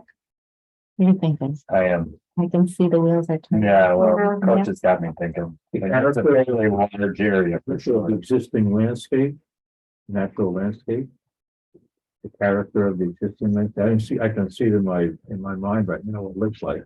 I can reach you PEC stuff too. Let's do that. Yeah, Okay. There may be a small impact if the project site is located in an area that already has a diversity of vegetation and mix of cover types and where land uses and the proposed use are similar to or already found nearby. Or the project activities do not have other significant adverse environmental impacts and the structures are sited in such a manner, such as with very large setbacks or significant buffering, so that the visual character of the natural landscape is not noticeably different. And the change to the natural landscape is small in size and not in sharp contrast to the broader areas. That's small impact. Now let me read to you moderate to large. There may be a moderate to large impact if significant portions in size and in importance to the community of the natural landscape are removed or changed, such as through blasting, grading, filling, or removal of predominant vegetation growing in the area. That one's not true. There are more buildings, lawns, roads, or other structures introduced into an area that is currently rural and undeveloped. There you go. Structures. Mhm. Hold on to that one. A proposed project includes a road that is highly visible where no other built features can be seen. Or structures taller than the predominant vegetation are introduced. Yeah. So it's moderate to large, isn't it? Yep. And that's what I said, moderate, I put moderate impact. Okay. So then consistency with community character is only 18F, it's moderate, it's long-term, right? And it's probably going to happen. So now looking at all of your table here, right? We have, what do we have first? We only have one that's moderate, don't we? Well, two, but Oh, 1A, Impact on land. 1A was moderate, and this is kind of consistency too, right? Right. With that character of the natural landscape is moderate to large. How important is this? How important is this to the overall project? Important is what? The impact, The impact. the whole impact on all of those categories. How important is that? Important. What is the magnitude? Yeah. The magnitude of it, that's probably a better word to use. Well, it's important if you don't like solar arrays and you don't want to look at them from Route 11, but on the other hand, it's not really going to hurt the land. I hear Ian saying that you have to look for it Yeah. from Route 11. Well, the pictures. Yeah, if you look at the pictures, the decisions. If it shows a picture without it and then a. pictures what it with would that, look like if it was there. So. You can see that what you're seeing now is pretty ugly and long after. I'm not sure it's gonna be any worse. Maybe better. Well, and they're gonna be putting in, Trees eventually. Yeah, which I, when we get a chance, I wanna ask them about a couple things. What kind of food? And Well, they Yeah. list what kind of trees they're gonna put in, and one of them I have to consider. hold that thought. Okay, Ian. I was gonna say, I don't. So, I mean. I'm not it's like driving. a little guy that's That 60 miles an hour. So how significant, right, those two things, is this, But this is. this impact on the environment? It's a small. Right, the tree, I mean. That's tree road goes, was not as visible as this, but trees are gonna be playing along the north border. Right. Did you have a question, Mike? Street Road, which doesn't have a 55 mile an hour speed limit, it's just true. Did you have a No, question? I'm not saying I'm, Sorry, I must have missed the question. Eric, go ahead and ask. but that trees along the north and east border, you said, I'm looking at the visual renderings. Can you hear him? Yeah, yep. What type of trees? So, do you have the date? Do you happen to have the date? I don't know if the visual simulations were updated. Let me verify real quick. I don't believe they were. That I saw. Yes, I don't think the photos or the visual simulations portray the vegetation that we proposed, but in the plans here, in the plan set from September 14th, I think we've got a species list and I can tell you what they are as soon as I get them up here. So planting schedule is a mixture of gray dogwood, elderberry, and nannyberry viburnum. These are more of a wild type of vegetation to match the existing aesthetic and the existing screening. I guess my question would be how many years until we can expect effective screening? Well, they're going to be placed 5 feet apart. And actually at an angle, they're going to be 3.5 feet apart. So they're going to be dense almost from the get-go. And these are all very quick growing species. So I would say 1 to 2 years, the majority of the undergrowth is going to be grown in, and then 4 to 5 years, it'll be tall enough to go over the fence. Okay. I had a couple of questions relative to that. Sure. On your original list, you showed blue spruce. Is that not going to be included? So from the discussion we had with at the last meeting, it was, and correct me if I'm wrong, and this can be changed, by the way, I think the general consensus was to move toward a natural vegetation rather than like a blue spruce type tree. We're open if that's something that you want to consider, but we tried to match it to the existing aesthetic that's there. It just seemed to me like having an evergreen of some kind would be a plus, because all the other plants that you have there are deciduous. And I did some homework on the gray dogwood. This is the extreme edge of its range. North or south? Is it zoned to 4? Right? Is it zoned to 4? I couldn't really find that, but on its range maps, we're on the edge of it. And there'd be some question about its viability. If, like last winter, we hit 35 below at my house a couple of mornings. And it's windy. And that's an open windy area too. And so, and the other thing is the dogwood is not deer resistant. So the reading I did specifically said that it was not deer resistant. Or like deer candy. I don't know about deer candy, but Yeah. you might want to consider replacing that one. The dogwood. The other two are fine. This is Brian Bear. I just want to say that I'm a professional wetland scientist, certified ecologist. I do studies throughout the state relative to ecology, and gray dogwood is abundant, in your neck of the woods significantly. It grows like crazy and would certainly do well. It actually does well and in a mixture of soils you can find in an upland and wetland environments, and it will do well. I will say that the deer browse is certainly a question, and I do understand that point of view. But these things grow very rapidly and very well.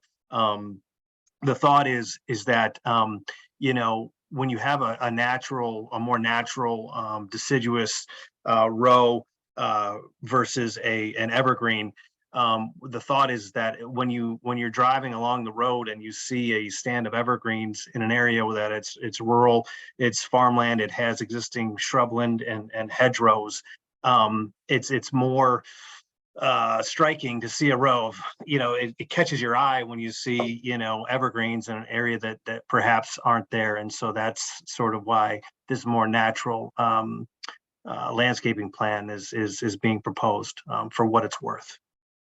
And how much of the land are you going to plant? I know you're going to remove 0.73 acres of scrub brush, but I had to know that you weren't replacing it. So how much are you replacing? They're planning on Yeah. the eastern, On the eastern end? the eastern. Northern end too. The northern end of the property also. Are you doing half an acre or how much of an acre are you doing? In totality? I can measure it right now if you give me 1 second. And you said gray, dogwood, nannyberry, and what was the other one? Elderberry. Elderberry. I do just as a side note, I planted quite a bit of red twig and yellow twig dogwood at my house. And all of the red twig dogwood died.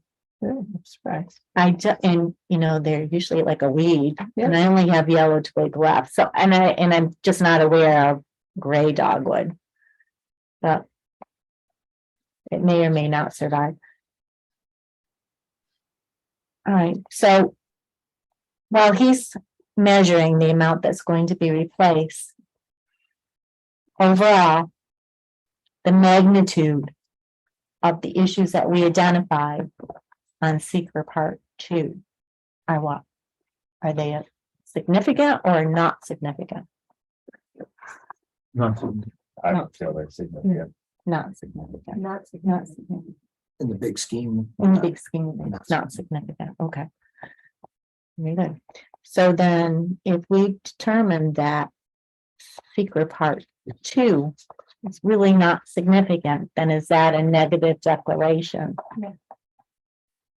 Because it says for a negative declaration,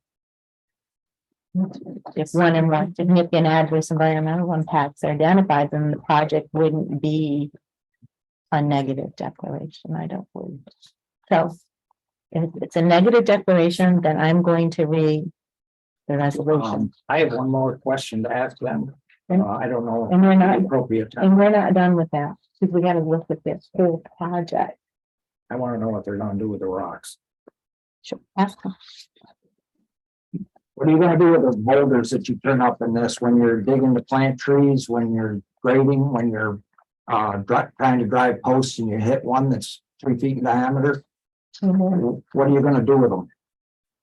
So if it's in areas where we're doing planting, well, I mean, if we hit rocks anywhere, we would anticipate to keep them on site. We try not to import or export any materials for these projects besides the aggregate for the access road and underneath equipment pads. But I mean, we would endeavor to keep them on site. Yeah, but there's on site and there's on site. You could wind up with quite a pile of them. If the pile is big enough, then it would have to be removed. We would have to truck it off site. I mean, our leased area with the landowner is very specific. In the lease, we have a legal description of where we're allowed to work, where we're allowed to store materials. So we won't be able to store rocks just anywhere on the property. If it's something that's intrusive for the landowner or for us, it'll have to be shipped off site. Okay. Are you considering putting it on the tree line? The rocks? Yes.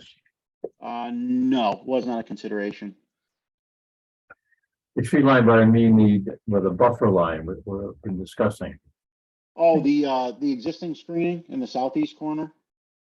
No, on the eastern corner, say, you couldn't put the rocks there, forming a wall? I guess we could, yeah, I don't know if that level of detail has been considered for the rocks, but, we actually have a geotechnical investigation that's happening, this month, and that'll help us determine what we're gonna run into, but, yeah, the stronger consideration hasn't been contemplated for rock removal. So like a seismic survey, something to determine what you're looking at under the ground. Yeah, we're doing a geotechnical survey, pull test. So the geotechnical survey is borings, and we'll take core samples throughout the property. The pull testing will bring out samples of racking. We'll drive them into the ground. We'll let them sit for a couple of days, and then we'll pull them out. When we pull them, we determine the force it takes to remove them. And then we're doing like a seismic test. It's a ground penetrating radar to determine the different strata that's there. That goes hand in hand with the geotechnical testing because we've shot ourselves in the foot more than once by only relying on 6-inch core samples and doing 10 of them across a 25-acre site, and then you find surprises that you didn't think were there. So the GPR, ground penetrating radar test, definitely helps with that investigation. I think you would do that first before you lease the land. It would seem like it. You want to ask a question about that? Okay, you ready for the resolution? For the secret? All right. Proposed action, US Route 11, Canton Solar Site. Resolution determining that the proposed US Route 11 Canton Solar Site is a type 1 action and will not have a significant adverse impact on the environment. Whereas TJA New York Canton Solar Farm LLC applicant is proposing the US Route 11 Canton Solar Site project located in the town of Canton, St. Lawrence County, New York. And whereas the project has been classified as a type 1 action as defined by the State Environmental Quality Review Act and 6 NYCRR Part 617.4. And whereas the town of Canton Planning Board sent a letter in Part 1 of a full environmental assessment form to other potentially interested agencies and involved agencies, as these terms are defined in the SEQR regulations found at 6 NYCRR Part 617.2, indicating the town planning board's desire to serve as a lead agency as this quoted term is defined in the SEQR regulations and to complete a coordinated review of the project in accordance with 6 NYCRR Part 617.6. And whereas responses from interested and involved agencies were requested, and each of the potentially interested and involved agencies has agreed to or raised no objections to the town of Canton Planning Board serving as lead agency for the project. And whereas pursuant to the SEQR regulations, the town of Canton Planning Board has considered the significance of the potential environmental impacts of the project by A, using the criteria specified in section 617.7 of the SEQR regulations, and B, examining the full environmental assessment form for the project, including the facts and conclusions in part 1, 2, and 3 of the full EAF, together with other available supporting information to identify the relevant areas of environmental concern. Now, therefore, be it resolved that the town of Canton Planning Board hereby establishes itself as lead agency for the project, and be it further resolved that based upon an examination of the full environmental assessment form and other available supporting information, and considering both the magnitude and importance of each relevant area of environmental concern, and based upon the town's knowledge of the area surrounding the project, the town of Canton Planning Board makes the determination that the project will not have a significant adverse environmental impact, and that the project will not require the preparation of a draft environmental impact statement. And be it further resolved that as a consequence of such findings and declaration, and in compliance with the requirements of SEQR, SERP, the town of Canton Planning Board as lead agency hereby directs the town of Canton Planning Board Chair to sign the full environmental assessment form Part 3, determination of significance indicating that a negative declaration has been issued for the project. This resolution shall take effect immediately and will be properly noticed. The question of the adoption of the foregoing resolution was duly put to a vote, and upon roll call, the vote was as follows. Yea or nay? Yea. John? Yay. Yeah. Yay. And yay. All right. So then the foregoing resolution was thereupon declared duly adopted. And I certify, and it's recorded in the meeting minutes of the town of Canton Planning Board. That part is fine. I'll sign it. Do we all have to sign it? No. Just me. It's the chair, All right.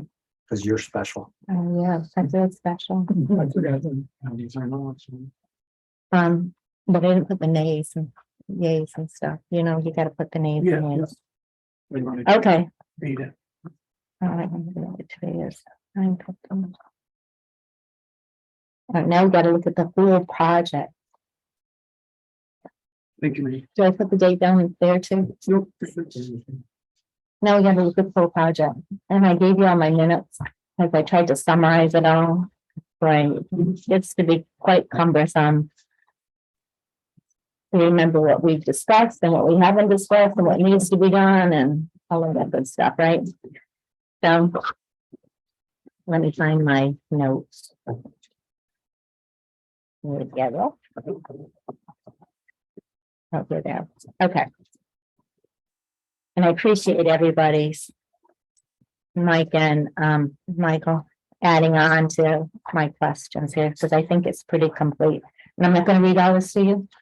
The first page, we know what St. Lawrence County Planning Board had to say about special use permit and the site plan, right? They voted to conditionally approve the special use permit on July 14, 2022. With those following conditions, and they were maintain the configuration of the array to limit the disturbance of private agricultural land to below 10% of the land to be disturbed. There's no prime land that's in the site, so none will be disturbed. Move the array to meet the front setback requirements of the commercial and rural zone. We determined that that was the fence that wasn't in compliance. Well, it doesn't matter because our law says it has to be the array, not the fence, and the array is within our setback, so that's done. Provide vegetative buffering around the array where needed to reduce visual impact, and we just heard, how many acres are you doing? Did you It's 1,400 lineal feet, and then, I mean, we could assume if you do, I don't know, roughly 6 feet wide with the two plants staggered is 8,400 square feet. So that's about 2/10 of an acre. of an acre? So they're doing that. Submit additional documentation to satisfy the town's solar energy facilities requirement. And we're gonna talk more about that as we go through it. Submit updated SEQR with wetland determination. That was done. Move the array to meet the state wetland regulations with federal wetlands. So there's no setback requirement, so that didn't need to happen.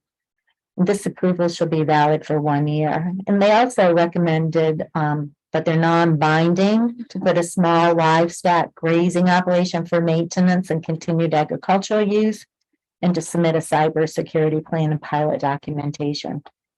So I know you're looking at the small grazing operation, and we do have the pollinator species plannings in there. And the cybersecurity plan, you said you're going to submit that upon final approval, correct? That's correct. And the pilot application was submitted today. Okay. Okay, wonderful. All right, just briefly, looking at things that we've discussed on this project, because it's been more than a year, correct? Didn't we first look at this in May of 2021? I think so, yeah. I'm pretty sure we did. The first part was the lease, it's compliant. The second one was the prime soils that we've already talked about, there are none, so it's compliant. The comprehensive plan, we talked about the comprehensive plan. The townwide recommendation was to promote alternative energy while prioritizing protection of prime farmland. St. Lawrence County Planning Board said it was partially compliant because they said prime land is present on the proposed site and move the array to avoid prime farmland. There is no prime farmland being used. It's all not very good land, right? There's some prime if drained land there and some soils of statewide importance there. And then on our meeting minutes from June, we talked about the applicant will maintain the configuration of the array to limit the disturbance of prime agricultural land below the 10%. So you don't plan on moving this array at all. So we're totally good with that. The comprehensive plan. The ag data statement was required because the site is in an ag district and it's present. So there's no follow-up there. The solar law setbacks, there was an issue with that western edge of the site and with the fence not meeting the setbacks. We determined it didn't need to be the fence, just the solar array. So it's done and it's compliant. The rural zone law setbacks. What was the issue with that? Oh, again, it was to move the front part of the array to meet the fence. So the fence met the setback, so it's compliant. The fencing is required to be 6 foot with no barbed wire, wildlife friendly and self-locking gate. And it's compliant. They changed the site plan drawing. So there's a 6-inch gap underneath so the wildlife can get through. It used to be 1.5 inches, but you changed that, correct?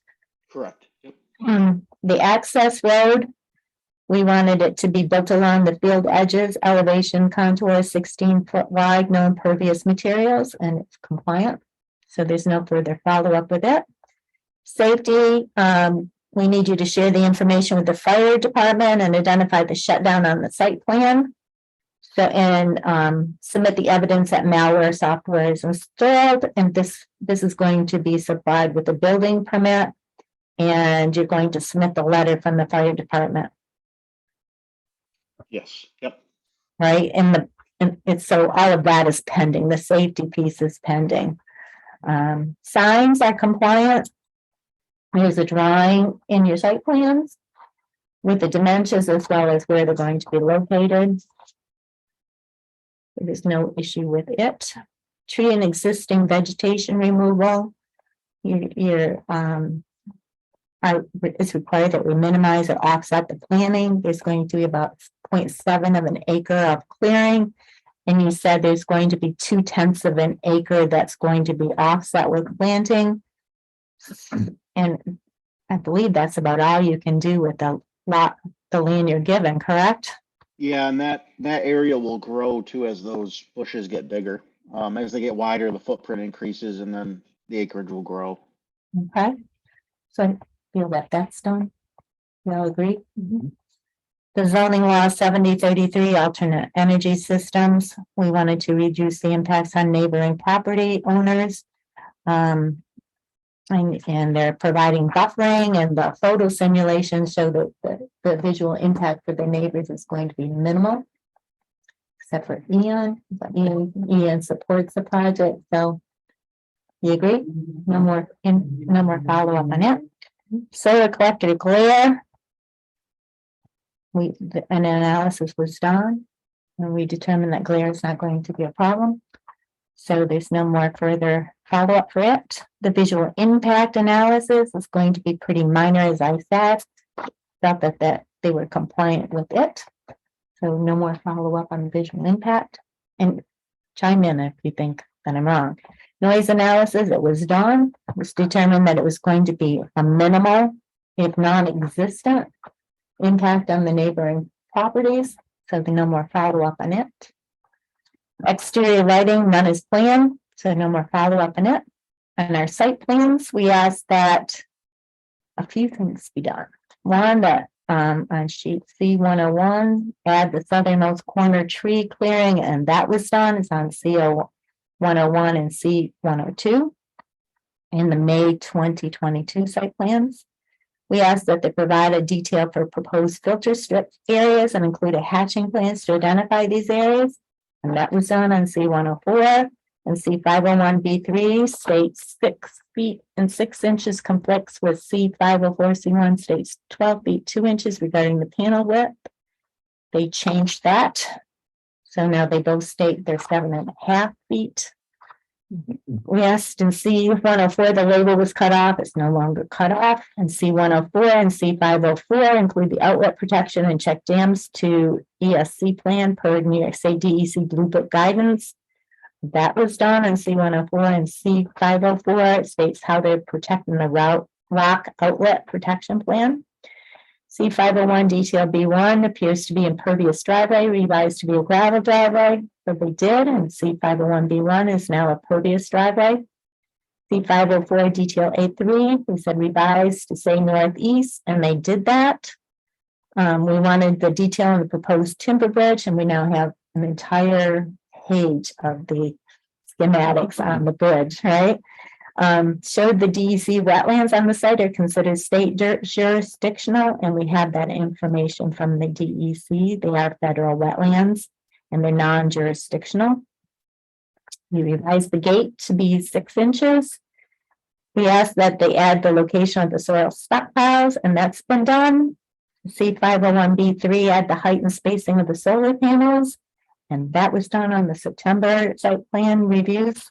C501B3 equipment mounting, add a layer of crushed stone on top of the monofilament, and that was done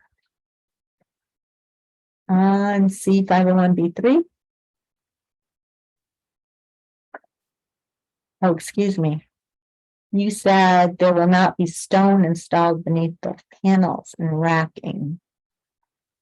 And we, You didn't understand the question. oh, yeah, did you understand it now?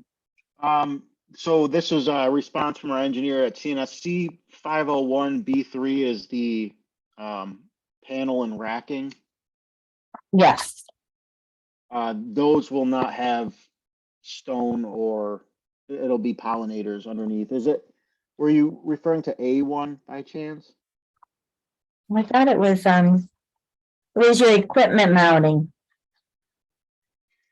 B3 is equipment mounting, but it's specifically the modules on the racking. So that'll be the pile driven racking.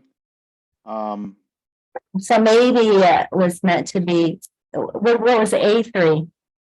A3 is equipment pad detail.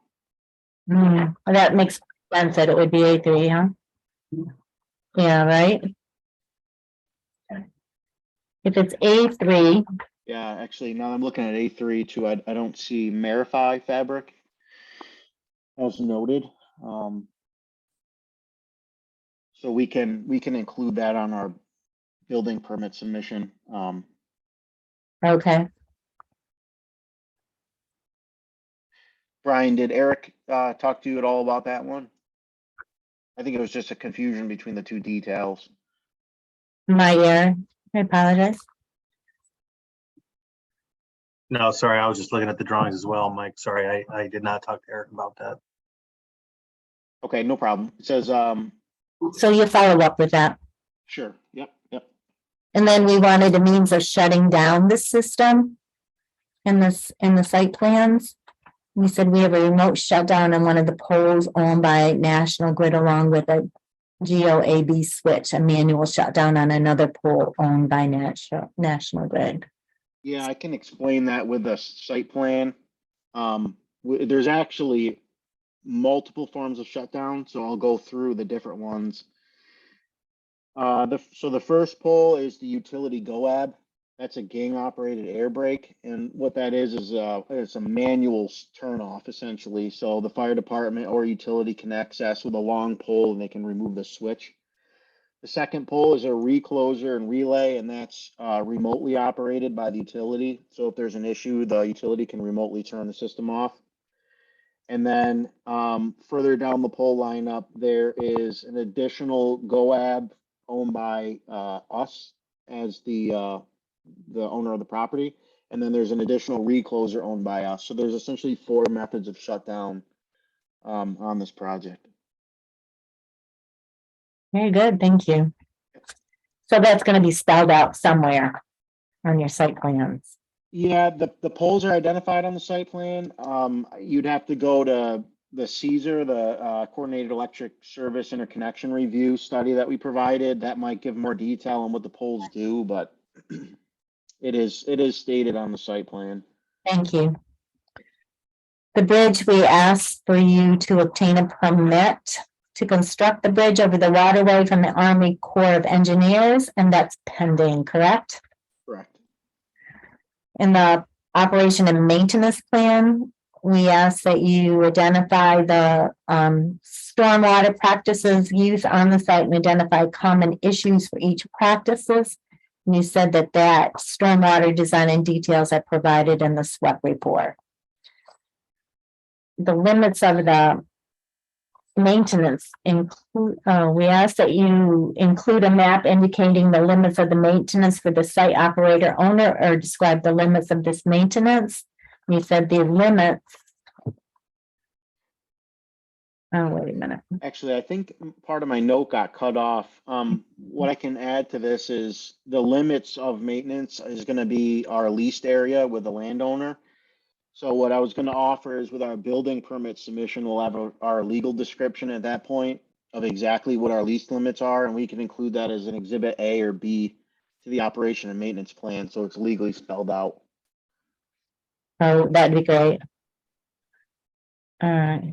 We ask that you list the responsible parties for undertaking maintenance and the contract details. So that's pending as well. Correct. Yep. The SWEP We ask that you revise the existing and proposed drainage maps to include the contours, and that's done. I think it was C. Yeah, C, yeah, it's one of them, but that's done. Revise the proposed drainage map to include the location of all proposed site and stormwater features and limits of disturbance. And that's in C 104, and C 105, 103, excuse me, has the grading plan. I already have it, like I think C 103. So that's been done. Contours are E1. E-1. E-1. Okay, the decommissioning plan. We asked that it include supporting language if ownership changes. I actually didn't see that in your decommissioning plan.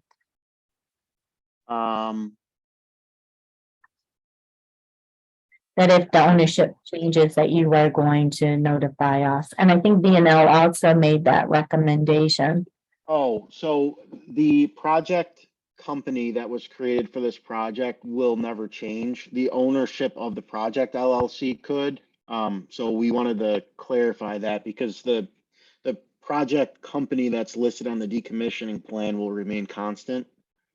It'll be TJA NY-Canton Solar Farm That's LLC. right. Yep, that was a special entity created specifically for this project. All right, so it'll never change. That's saying a lot. That's true. That's typical. It is typical, okay. We asked that you remove the salvage value from your cost estimate, and that was done. Correct. We asked that you take photos of the parcel before construction, and that was done. We asked that you do a detailed, specific, itemized decommissioning cost estimate based on actual quantities of equipment and materials removed from the site, its associated prevailing labor costs to dismantle the equipment and associated building fees, equipment rentals, and materials disposal costs. And you had to account for inflation, and that was done. We asked that you add a decompaction plan, and that was done. We asked that you describe how the installed road will be removed, and that's in there as well. And we asked that you add the terms of the lease. I don't think I saw the terms of the lease in the decommissioning plan. Let me see what Eric wrote. Yeah, I have that. I can read that. So Eric, and he's an engineer as well. Yeah, Eric's the one that's been coming for the last couple of meetings from CNS. He wrote down a copy of the lease was provided to the town with the initial application materials. 25-year life of the facility is referenced in the plan. The intent is for the plan to remain in place for the life of the facility, which may extend beyond the term of the initial lease, with decommissioning triggered by discontinued operations as defined in the plan. So do the terms of the lease need to be explicitly stated in the decommissioning? Kayla, I asked you that question. I think, the lease being an exhibit of, the final plan and agreement would be acceptable in that case. If this is acceptable? Right, yes. Okay. So that's 12/21. It's on, we got when we got the lease. oh yeah, Yeah. okay. Highway agreement, you said it was submitted today? Correct. Yep, to the IDA. Vacation. Mhm. Community benefit plan. That hasn't been started yet, right? The negotiations with the town board. No, I think I heard in the beginning that we can start that now. Yeah, I Is would that correct? draft of a host community benefit agreement for you. I'll send that to you, Mike, tomorrow. Okay, perfect. There's a couple of different ways that we've shaped the income stream, so we'll want to talk about that. Perfect. That's ready to go. Yeah, I saw this thing. All right, thank you.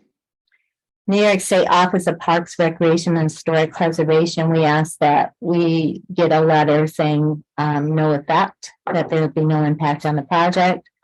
And that letter was received August 9th, 2022, so there's no follow-up with that. The Army Corps of Engineers, we asked for a document showing jurisdictional determination and issued permits upon receipt. The submittal has been made. The jurisdictional determination will be provided upon receipt, so that one is pending. New York State DEC, we ask that you show jurisdictional determination and issue permits upon receipt. There was an email from July 26, 2022 from Shannon McClue. He determined that they have no jurisdiction over the wetlands. They're federal wetlands, so there's no need. So there's no requirements, right? Correct for a setback? Right. We received a letter dated July 2nd, 2022 as a response to lead agency questions where they asked for the SWEP, and that would, that's all been done. Town board meetings at 6/7/2022. We ask that you submit a waiver requesting from DEC to disturb more than 5 acres at a time, and that still needs to be done, correct? Yeah, so what we typically do for that waiver is right before construction, we have to submit our notice of intent to the DEC. Once they deem that complete, we then submit the request for the 5-acre waiver shortly after. And so it happens right before construction. Okay. New York State Egg and Markets. We ask that you submit a notice of intent as part of the NYSERDA process, and that you submit that correspondence upon receipt.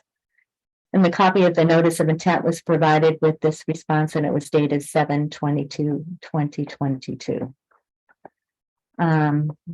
United States Department of Interior Fish and Wildlife Services, a letter dated 6/14/2022. They asked for the next to look at the official species listed in that area, and that was done. And we saw that the monarch butterfly, it might be a candidate.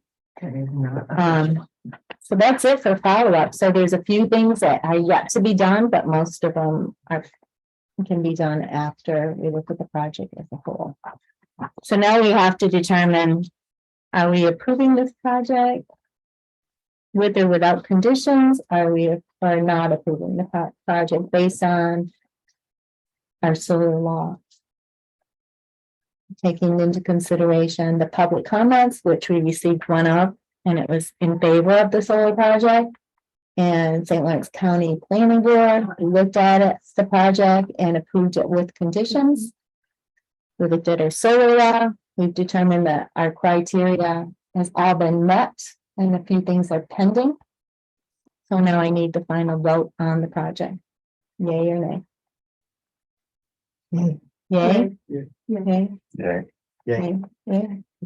Are there any contingencies related to what you just talked about, or is this all gonna happen? Those are all gonna happen, yes, and it can be based upon finishing up the items that I just talked about that need to be submitted.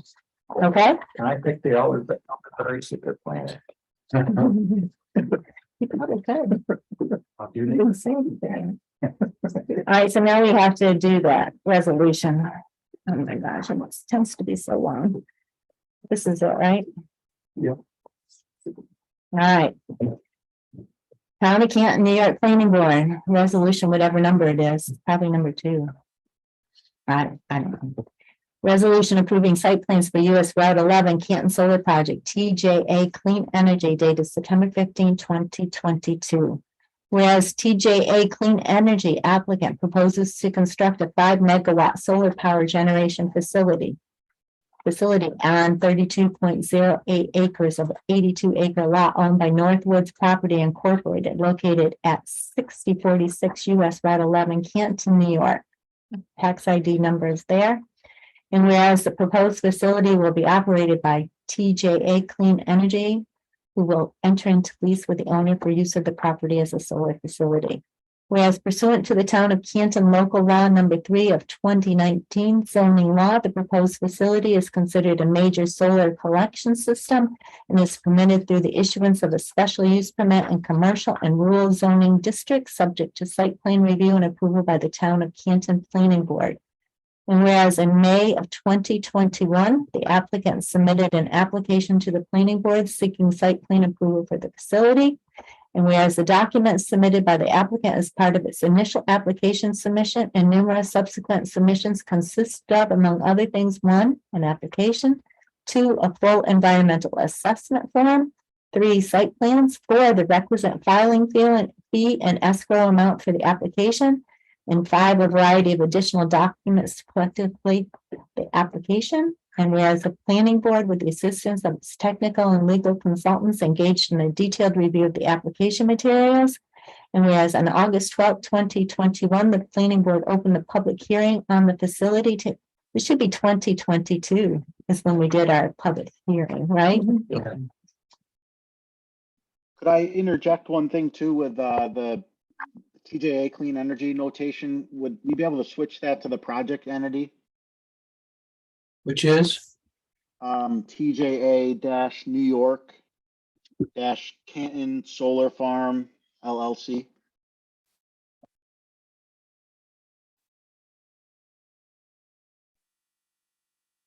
Thank you.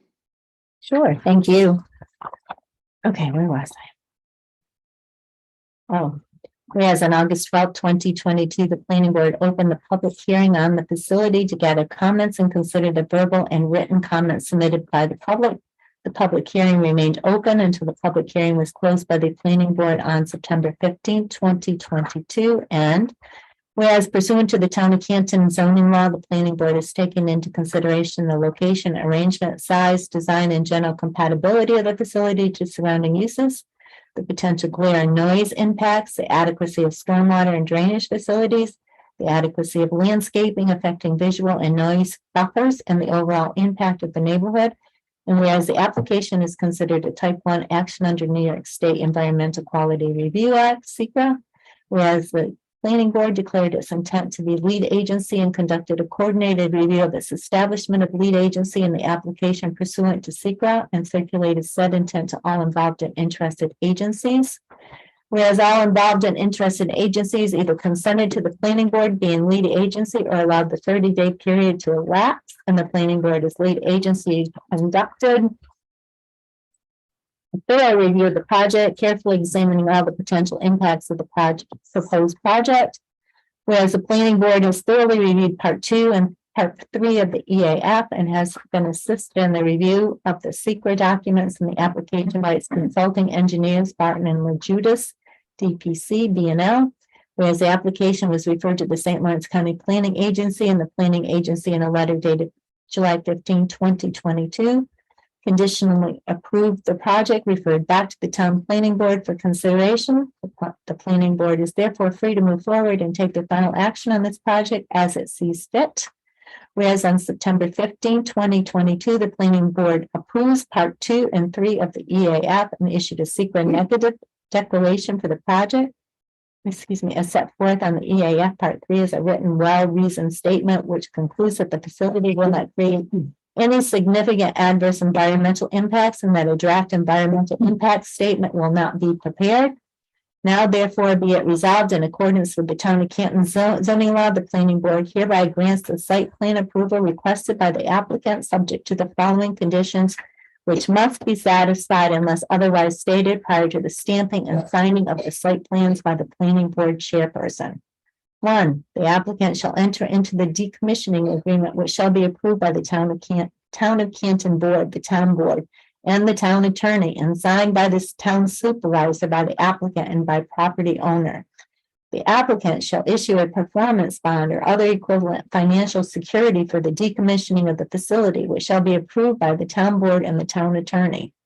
3, BNL is proposed to the town board to provide engineering services in the amount of $15,000, and the town board shall enter into an engineering escrow agreement with the applicant in which the applicant will agree to fund the escrow amount of $15,000 to compensate the town of Canton for having BNL inspect and advise the town and planning boards on the compliance of the construction with the approved drawings. The engineering escrow agreement must be approved by the town board and town attorney and signed by the town supervisor and by the applicant. 4, the engineering escrow fund referenced above in section 3 will also be used to compensate B&L staff for the labor and expenses incurred in performing semi-annual site inspections of the facility during the spring on or about April 15th and fall on or about October 15th. After construction is complete and the above reference construction inspection is complete, B&L shall therefore do semi-annual site inspections of the condition of the perimeter landscaping and site access road and the overall condition of the site. On a yearly basis, the applicant shall place $2,500 in the town's escrow account to cover the cost of the semi-annual site inspections. Following each semi-annual site inspection, B&L will provide a written update to the town in planning boards. The semi-annual site inspections will be performed each year that the facility is in operation. 5, the applicant shall post a bond or other equivalent security for the operation and maintenance of the facility, including the maintenance of the perimeter landscaping and the site access road at the sole expense of the applicant. The bond or other equivalent security must be approved by the town board and the town attorney. 6, the applicant shall have the landscaping inspected at its expense once a year for the first 5 years of operation by a registered landscape architect or arborist. And the applicant must submit a written report to the town and planning boards to identify any areas of landscaping that have died or not thrived and will be replaced by the applicant. 7, the applicant shall provide the town and planning boards with copies of a written agreement with the owner of the property demonstrating that the applicant has the authority to construct a facility on the property. 8, the applicant shall provide the town and planning boards with a signed notice of intent and acknowledgement of receipt by the New York State Department of Environmental Conservation of the notice of intent and the final stormwater pollution prevention plan. 9, the applicant shall provide the town and planning boards and B&L with a written proposed schedule for construction of the facility. 10, prior to commencing the operation of the facility, the applicant must meet with emergency responders at the site to discuss the procedures to be followed in the event of fire and other emergencies.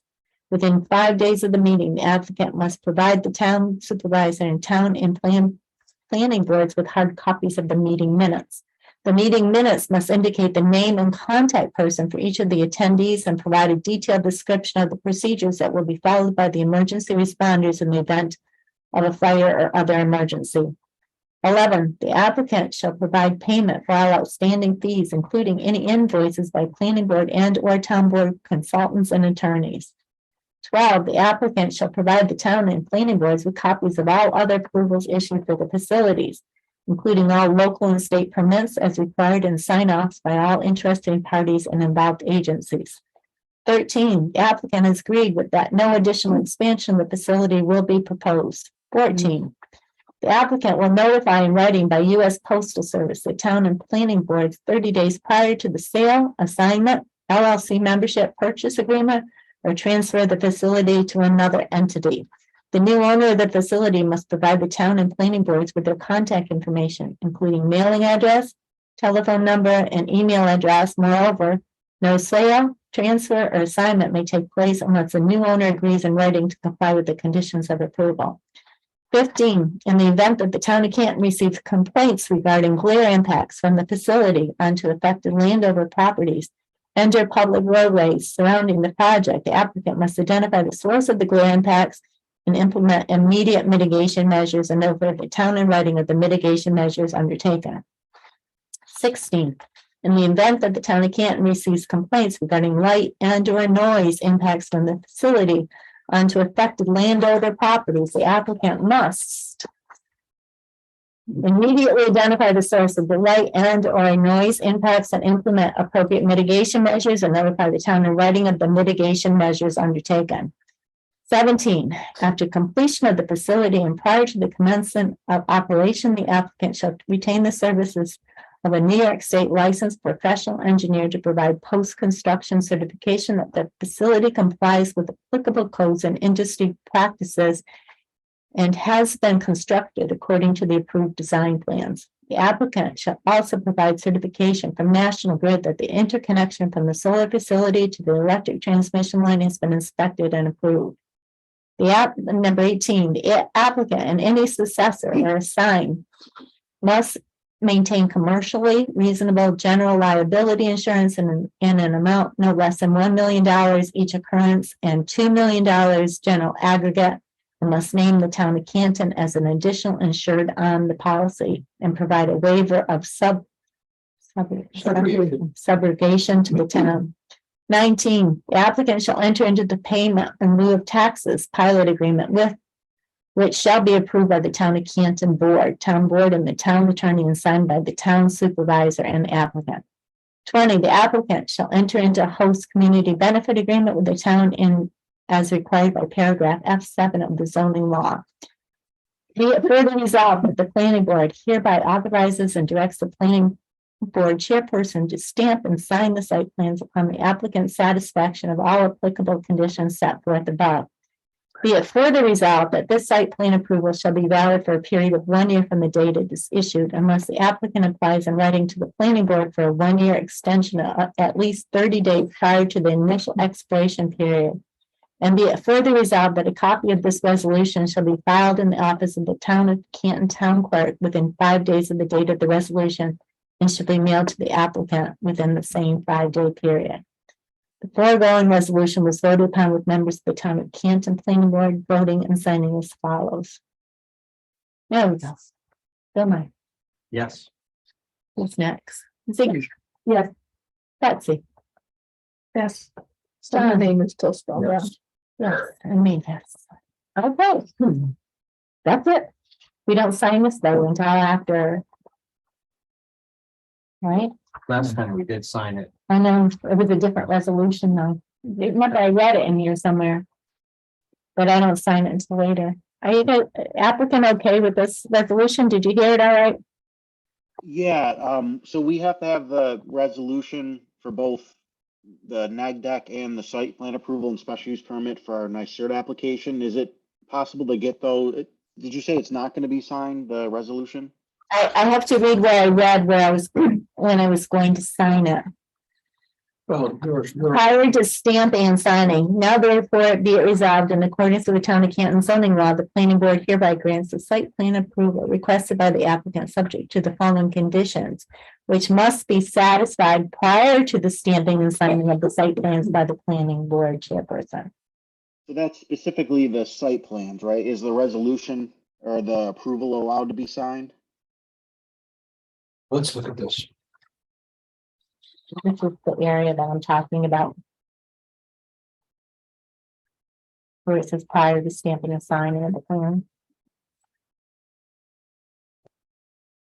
Hold on. This one now therefore be it resolved. See where it says prior to the stamping and signing. The site plan, stamping and signing the site plans.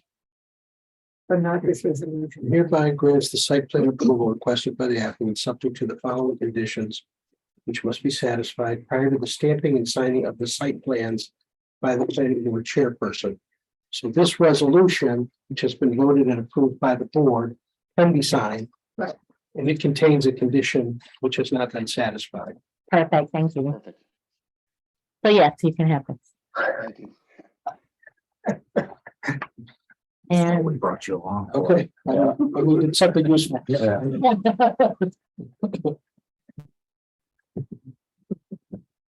I'll pass this around. You're gonna have the irons on. They ask you to.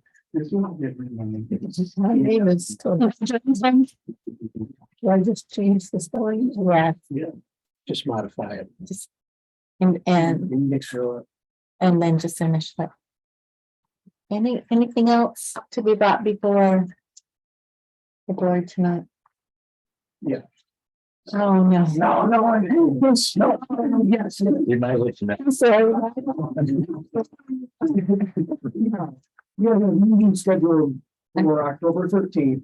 I thought. third. No, we're 13th. I'm skipping ahead to the 13th. And we have a public hearing for County Route 27. Just signed this in the wrong place. That was bad. So, Oh, wait, is there another one of those, another Yeah. copy of those? yeah, right there. We'll just do it on that. That's it. All right. I'll make corrections of the date and stuff. Yeah. When you're done. Second line down. Yes, we have 6 p.m. planning board public hearing for County Route 27. Okay, public hearing. Yeah. The 30-day window for SEQR Part 1 is October 13th. But talking to Yeah, they said it'd be okay to do the public hearing and they hope to have the Part 2 and 3 ready for us for that night as well. If you wanted to do that, we could start, public hearing's fine. If we wanted to do Part 2 and 3 on that night as well, that's up to you guys. okay. This is the 13th. Yes, the 13th at 6 o'clock. Well, if we don't have a non-public hearing, we could possibly do that, right? It might be feasible to do that. No one. Sometimes no one show up for a public hearing and other times 1 or 2 people have come. So the 13th. The 13th Yes, at 6 o'clock, and you have the 3rd on there as well, right? Yeah, the third. There, Yes. okay. The third one would be at 5 now. Third is 5. You're meeting at 5, the planning board is meeting at 7. Yep. We're having our in-service at 5, yeah. No, that's the 3rd. Correct, yes. Yeah, so the 13th is a public hearing for 27 County Route 27. with that meeting to follow. Yes, And that starts at 6. yes. Let's make sure we modify to put the right name in here. Yeah, And there was another type of. yeah, there's a 21. couple. It's 22 now. Yeah, no, this is- So why don't we just up here, just cross this out? And Mike, I want you to confirm this for me. The name of the special purpose entity is TJA New York Canton Solar Farm LLC. That's correct. Yep. No punctuation. No, just dashes or hyphens after TJA and New York. Here, I'm gonna send it to you in the chat. It'll pop up. And this was 22. What date is it? It's a Thursday. Thursday. Mhm. So Monday the 3rd, then Thursday the 3rd. Okay, Put it in there, TJA dash. so Dash. So there's a couple of dashes in there. Yeah, TJA on either side of New York. I actually have it on one of these documents. Yeah, on either side of New York. There's a dash. Yep.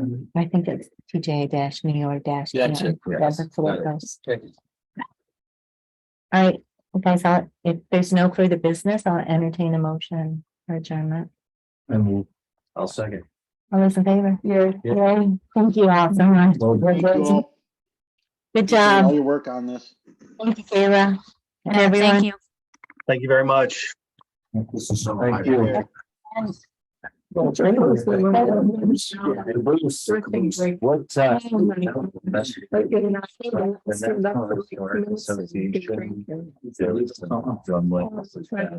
What, anything to do with the cemetery? Our bodies. I can put it in concept, I'm done. Very Things, but small. I do that too. And guardrail railings and Material from me. Is it all together in the plan? Under, So that's one. just underneath, is it all together? So you know, everybody will, That would be. there's no folders for me. And Let me take that in your email Yeah, too. yeah. Because I think we need to make sure that we have all. Stuff. depending on what it is.